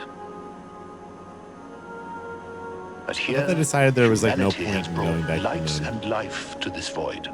Yeah, I guess having like a midway base, like a Luna base, would make sense to launch missions from there to Mars. Our future may begin within these walls. If man is ever to learn to live and work in space, these are the first steps he will have to take. This low-gravity environment is perfectly suited for the creation of new technologies, new sciences. Little jumpy, like they're trying In this to float. station, men and women can live and work together to consolidate our now tentative foothold in space, bringing the life the Earth contains into a new world. Sights and experiences that once would have been unthinkable are here, a part of everyday life. This is a window into a landscape that has infinite dimension, infinite opportunity. Space is far from empty. It is full of promise. And in the future, when man looks at the stars, some will glitter with the light of his accomplishment. For a few of these stars will be space stations like these, carrying his dreams through the heavens. I'm back. How long have I been gone? Only an hour. How was your journey? Oh, fascinating. It's obvious that the technology we need to continue our journey into space is already within our grasp. Some of that technology is already enriching our lives in ways we're not even aware of. Man has been exploring space for over 30 years, and some of the technology developed for these voyages has become an integral part of our lives. We have come a long way in a very short time, and experts are unanimous on one thing. We have only just begun our journey. I believe that going into space is a major event in human evolution, in the evolution of planet Earth. Probably as significant as the first sea creatures crawling out on the land. We need to get into space reliably and at low cost, and that'll open up space to all these other things. Then I can start romanticizing about trips to the planets. Going to places like the moon and eventually Mars, I think, are going to unlock some of the secrets, some of the answers that mankind has been looking for eons and eons of years. We know so little about ourselves and where we came from. I don't expect all of that to be answered simply by a couple of people going on through space in a spacecraft. But inch by inch, generation by generation, I think we'll begin to understand ourselves a little bit better, know a little bit more about ourselves, and in essence, allow ourselves to be more part of our own environment, and our environment is space.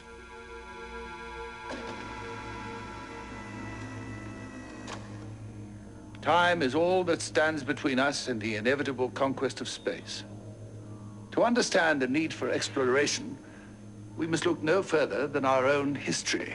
For the passion that led Columbus and Magellan to discover new worlds is the spirit that lives within all of us. Space, a journey that will never end. Oh, still bored? Then try this massage. 5891.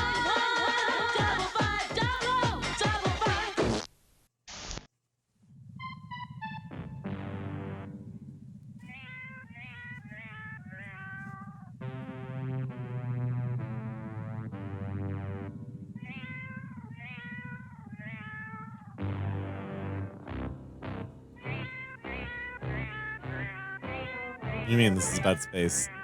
Only Meow-Mix brand cat food has the 3 flavors cats love best and tastes so good it's become a universal favorite. That actually did happen. Panasonic G-Series VHS cameras. 8-time zoom. High-speed digital autofocus. 4,000th of a second shutter for the perfect freeze. They can even see in the dark and turn anyone into a regular David Attenborough. Then watch it all again on VHS home video recorders anywhere. Panasonic's compact G-Series VHS cameras. I like Panasonic. I just thought of something I saw earlier today that I didn't know existed. Speaking of not knowing things.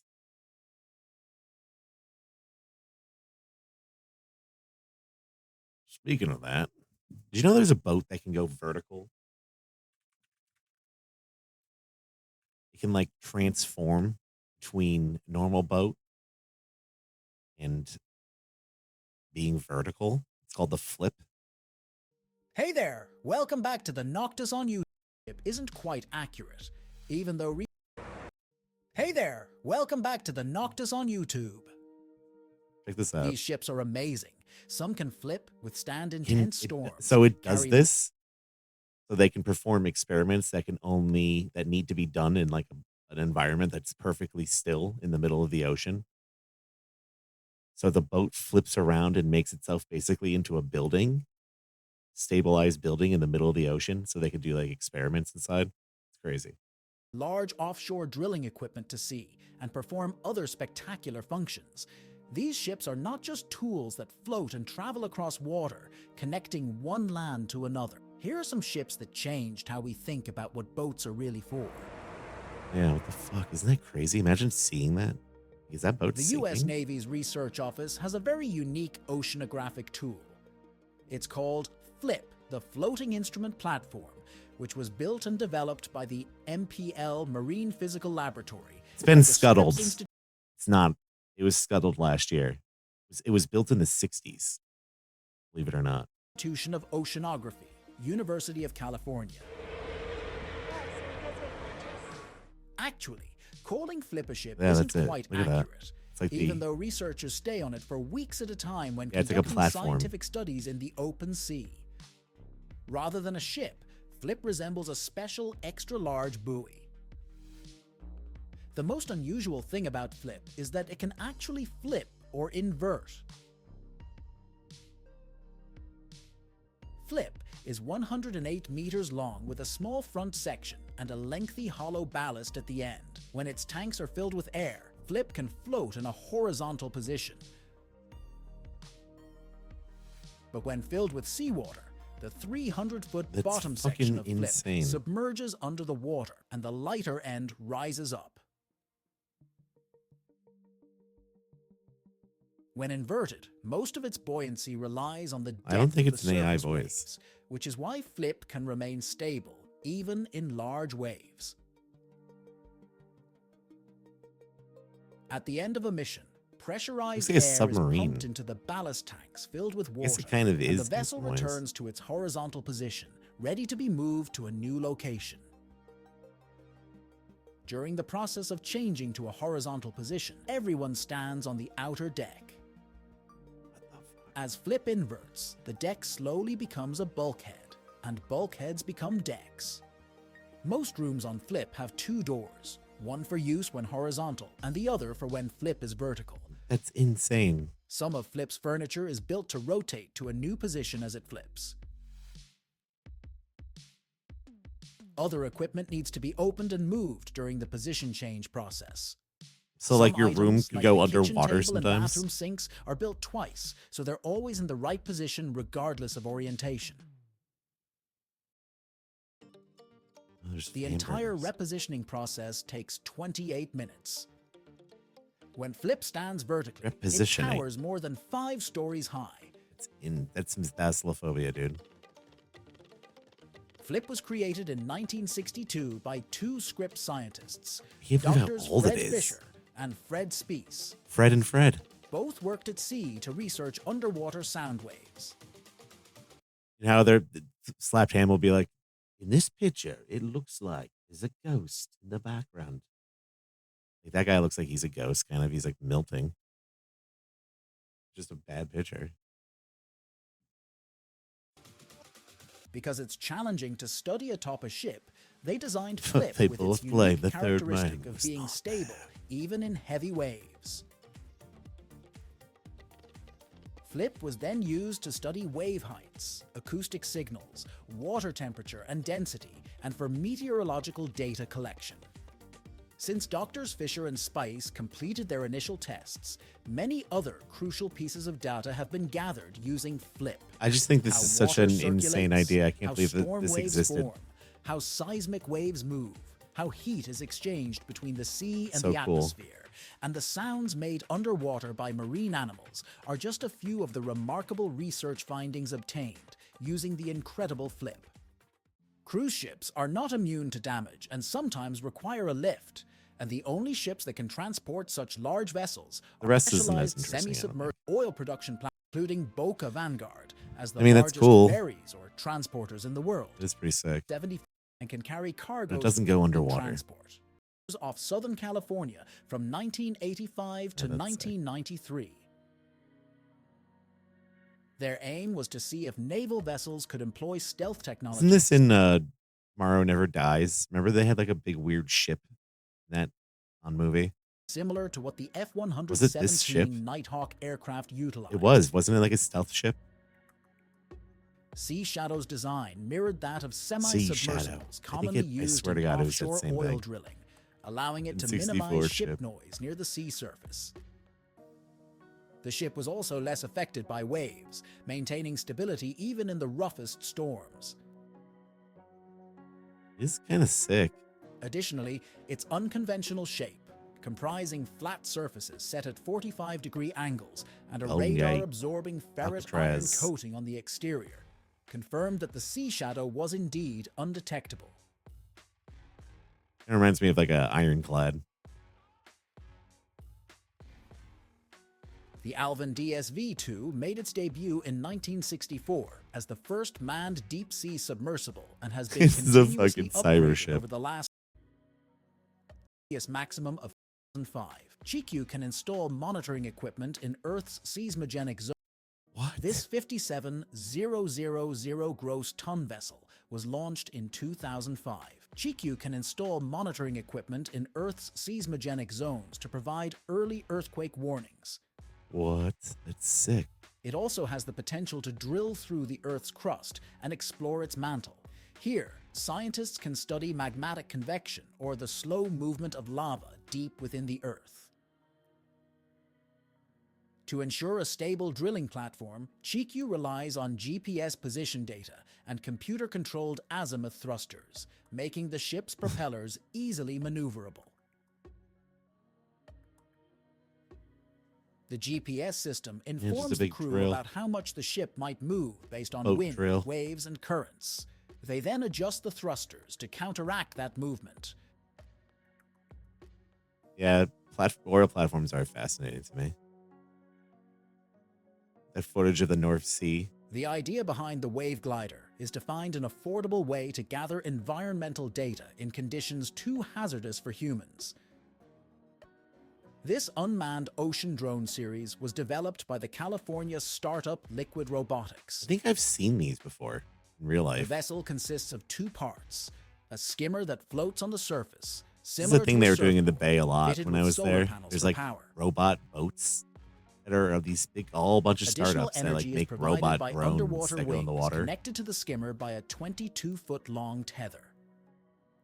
The Wave Glider floats, its wings following the sea's movements, tilting as waves lift the skimmer and rotating downward on descending waves. Unmanned boats. This motion propels the skimmer forward, ideal for rough sea conditions.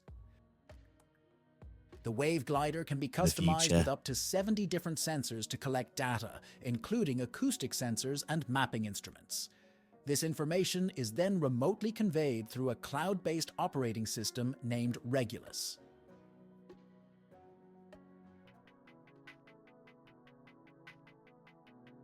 This Russian stealth submarine poses a major challenge for US and UK submarines in terms of speed and stealth.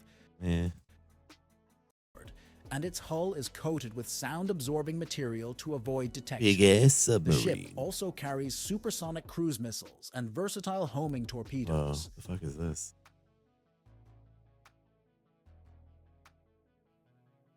Though still in the prototype stage, the Sea Orbiter will be the world's first non-stop exploration vessel, allowing scientists to spend months at sea searching for new life forms.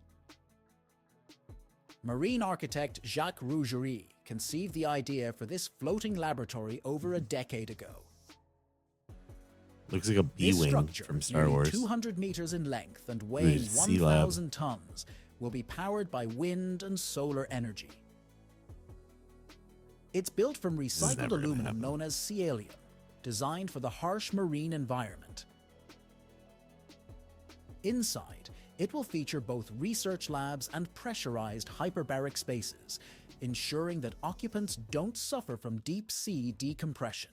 There will also be smaller submarines for individual exploration and drones capable of diving up to 20,000 feet. That wraps up today's video. Don't forget to hit the like button and subscribe for more awesome videos. I just wanted to show you guys that boat. I was thinking about it. Now let's watch some more of this.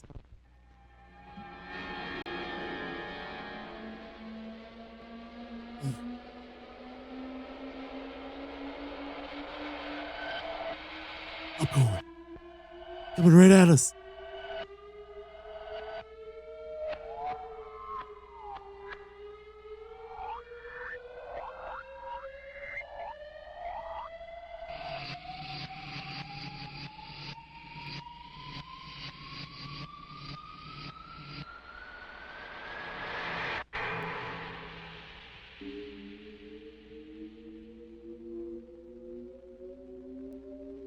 Does this make you hungry for snacks?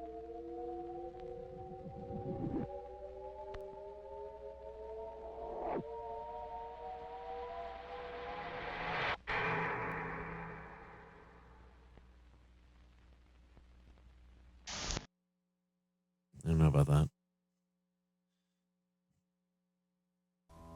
Kind of want a Sprite now. Phantasm. Is it a nightmare?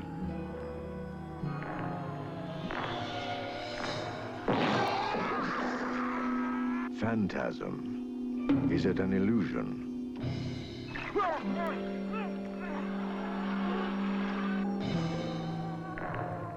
Phantasm. Is it an evil?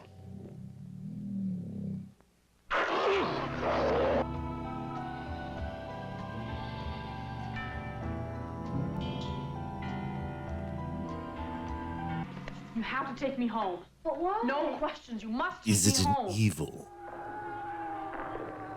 Phantasm. Is it a fantasy?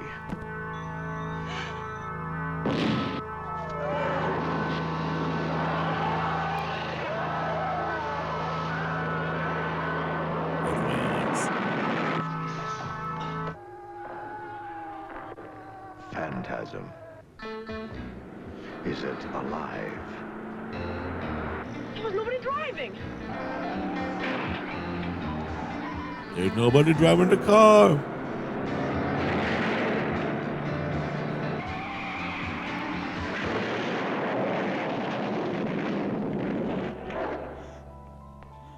Whatever it is,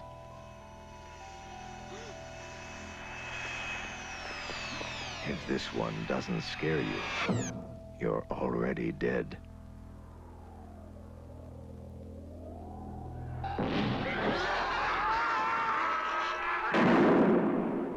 Phantasm. Check it out!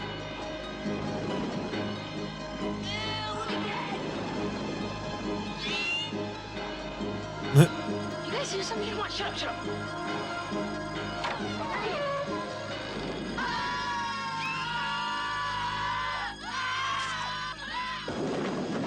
You guys are so immature. Was that your sister? I'm not sure. Get out of here! Welcome to Mystery Mansion, where I've hidden $1 million for you to find. All you have to do is find the right clues. Perhaps my electronic organizer can help. You found a clue. Now, where could those precious millions be? Maybe in the study? The money is not in the study. Or maybe not. Ah, secret message.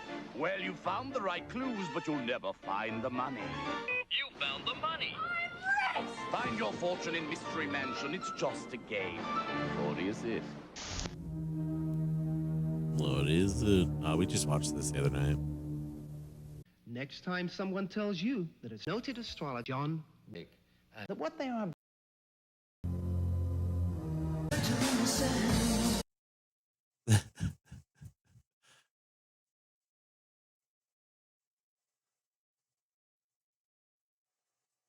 The pretend innocence.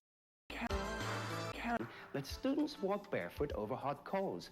But skeptics in Pasadena, California proved firewalking doesn't demand psychic powers, just simple physics. A unique sting embarrasses Kansas City astrologers who give flattering character readings to one of America's most depraved serial killers. Gulf Breeze, Florida. Some call these the most revealing UFO photographs ever taken, until evidence appeared suggesting that the pictures had been faked. It's easy to accept supernatural or paranormal explanations for puzzling events. This guy reminds me of someone. Often unwise, you'll meet scientists and skeptics who warn that when we jump to conclusions about the unexplained, we may be fooling ourselves, or someone may be fooling us.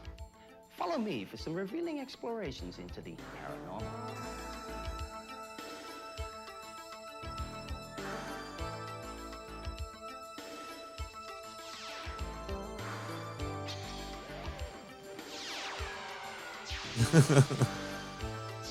Okay. I can see that now.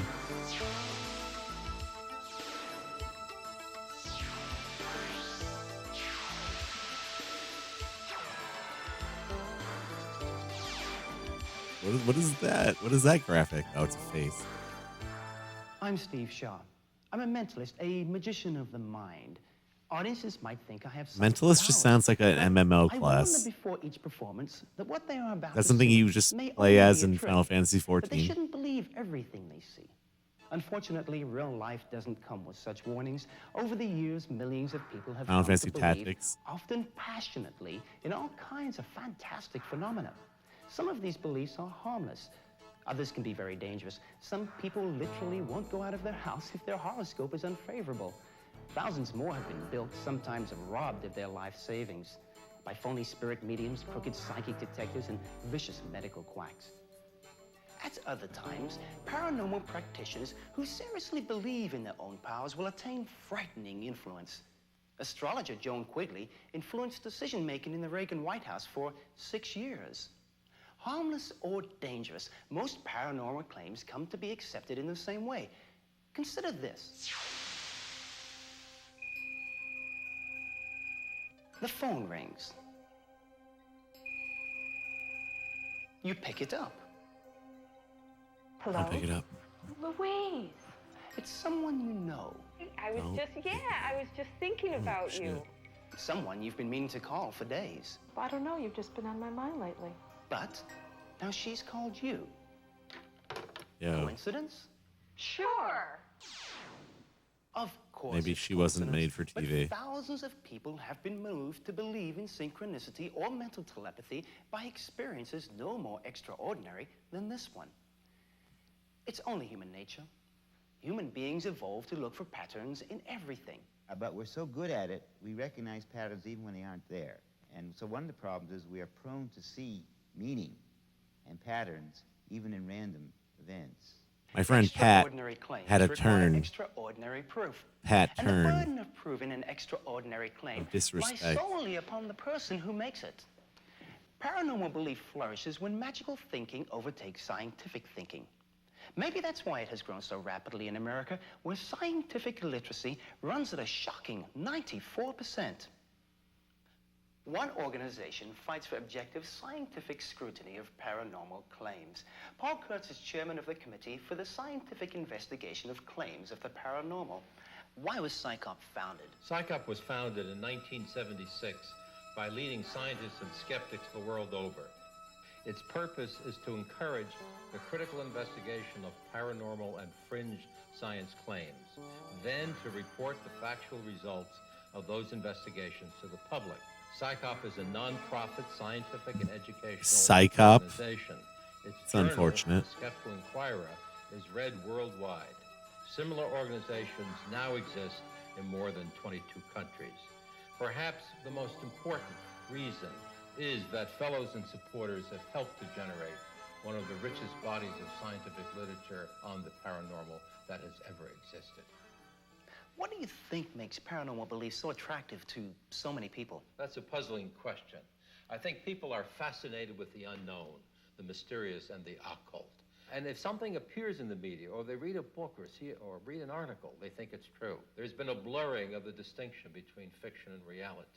Namely, a failure to understand that you need reasons, you need evidence, you need to test claims critically and experimentally. As far as you know, has any paranormal claim in any field ever stood up to careful scientific I don't know what he reminds me Well, I of. think you have to have an open mind. Seth MacFarlane a little bit. I I report don't know. that on the basis of extensive research by hundreds of investigators, we can find no hard data which would show a paranormal cause. Generally, if you keep looking hard enough, you can find out why something happened. And most likely it's a prosaic and a natural and a normal cause. Thank you, Dr. Kurtz. One of the most popular paranormal subjects is astrology. One of PSYCOP's first initiatives has been a campaign encouraging newspapers to run disclaimers above their daily horoscopes.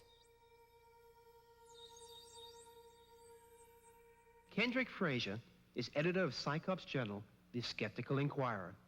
And most editors do realize that astrology is not scientifically supported, it's not scientific, and they feel somewhat embarrassed about the columns. They know they're quite popular, however, and they're not in the job of taking out popular features. But many have relegated them to the comics pages or otherwise de-emphasized them rather than emphasizing them. Investigators affiliated with an autonomous local skeptics group, one of almost 40 in the US and about 70 worldwide, found a most unique way to put astrologers' claims to the test. Do the alignments of the stars and planets affect our lives here on Earth? Astrology, a disciplined practice since ancient times, says yes. Scientists like astronomer Andrew Fracknoy say no. Dozens and dozens of really well-designed tests have now been done on the efficacy of astrology, on how well it works. And every single one of those tests has turned out to be negative. When it comes to astrology, about 200 man-years of research have already been conducted on astrological claims. Most people don't know that that much research has been done. How could it be otherwise when astrology took shape centuries ago? Long before science made clear the actual arrangement of the solar system. I think the reason that this is important is because astrology conveys the universe in a radically different light from the way scientists understand it today. Yet faith in astrology persists. Do the stars tell contemporary astrologers anything? Autonomous local skeptics in Kansas City, Missouri, led by Tim Allen, set up a sting to find out. By hiring local astrologers and asking them to interpret the natal charts of an unnamed but well-known person, they would test astrologers' claims to read out personalities and destinies in the stars. Tim Allen was a student of mine who was a refugee from the New Age movement, testing his teeth on critical thinking. John Wayne Gacy is one of the most vicious, brutal killers in American history. He was a serial killer convicted in 1982 of murdering 33 teenage boys. Gacy was a contractor who would hire young men who had few local connections, invite them to his home, and kill them. What does this have to do with astrology? If astrology tells us anything, it should say volumes about John Wayne Gacy. Yeah, we got the birth certificate of John Wayne Gacy, and I sent off to California to get a computerized chart done by a person who's noted internationally for coming up with accurate computerized astrological charts, and we basically gave them to 5 professional astrologers around the area. We bargained them down to the cheapest price we could, and it seemed to run around $30, $50, $60. Kind of hurt me to pay for these things out of my pocket. I think I ended up sinking $300 into the rent money for all of these astrologers in Kansas City. Of course, we couldn't tell them whose chart it really was. So we found some friends who are about the same age as John Gacy. We wanted to know if they would look at the chart and decide if the person who belonged to that chart should go into the youth ministry. The downside of that is that there are ordinances against charging for psychic readings in this area, and there are ordinances against paying for such things. The idea was that John Wayne Gacy is the person who most definitely should not go into the youth ministry. Yeah, we asked him what was going on in the chart between December of 1978 and March of 1980. The reason for that was because we knew exactly what was going on with John Wayne Gacy at the time. In December of '78, he was arrested for murder, and by March of 1980, he had been convicted of 33 murders and sentenced to death. The astrologers responded with colorful natal charts and page after page of interpretations, mostly suggesting that America's most prolific serial killer was a pretty nice guy. An astrologer, then popular on Kansas City television, had this to say. I think that you can be very good with kids, and that it might be a good medium for you to learn to be more trusting in the giving and receiving. And here is what she wrote about the period between Gacy's arrest and his sentencing. It was a time that should have brought you some recognition with peers, or just feeling that people liked you and cared about you. A noted astrologer and psychic charged $65 for a 90-minute reading that included this observation. Your presence would be of a beneficial nature to other people, a real calming kind of effect. A $7 computerized reading described Gacy like this. Extremely sensitive with strong feelings. Kind, gentle, considerate.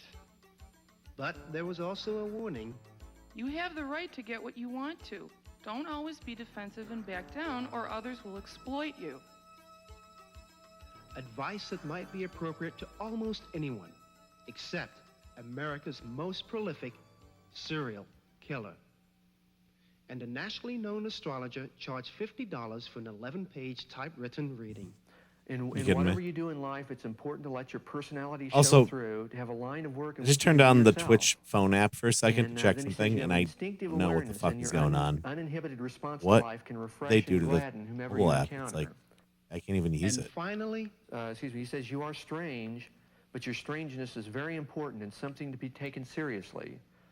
Given what is considered common in the world needs your strangeness. It's so fifth fucking astrologer was bad. hired. I don't know And how when no the one's talking skeptics about this. analyzed her reading, they found she had miscalculated Gacy's time of birth by 5 hours, despite the reference chart skeptics provided. Tim Allen sums up. So fucking bad. I None don't of know the what they did. astrologers were close at all to the chart. They all completely missed it.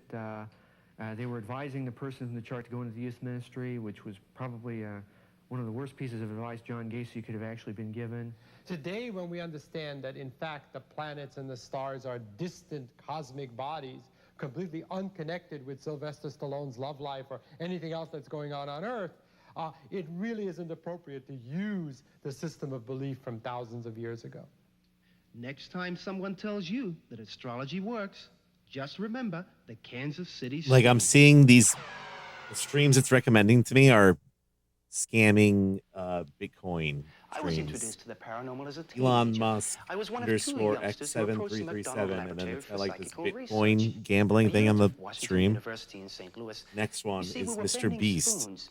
then random Mind you, numbers, and it's the same We thing. could only do it because we taught ourselves a little magic.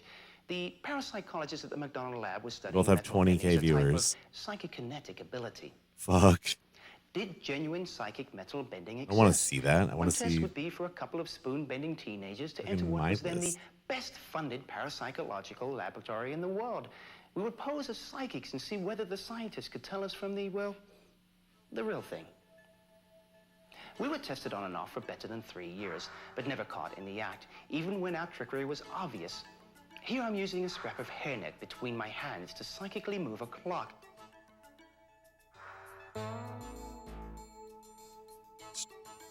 This music reminds me of Law and Order. Soon after, my associate Mike Edwards and I went public with our deception. The investigators were embarrassed and angry, but some of them continued to believe that our powers were real in spite of our denials.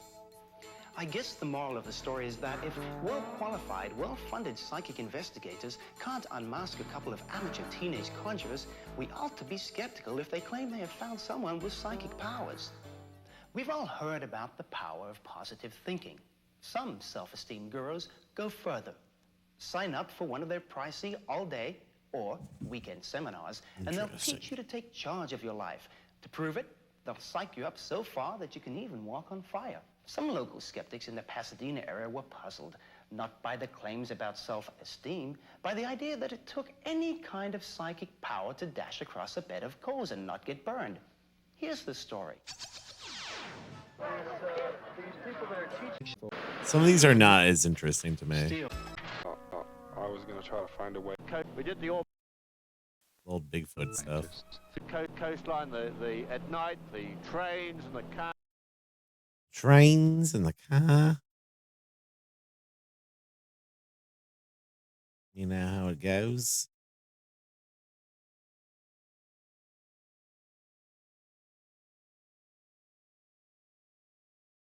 All right. Let's move on to something else.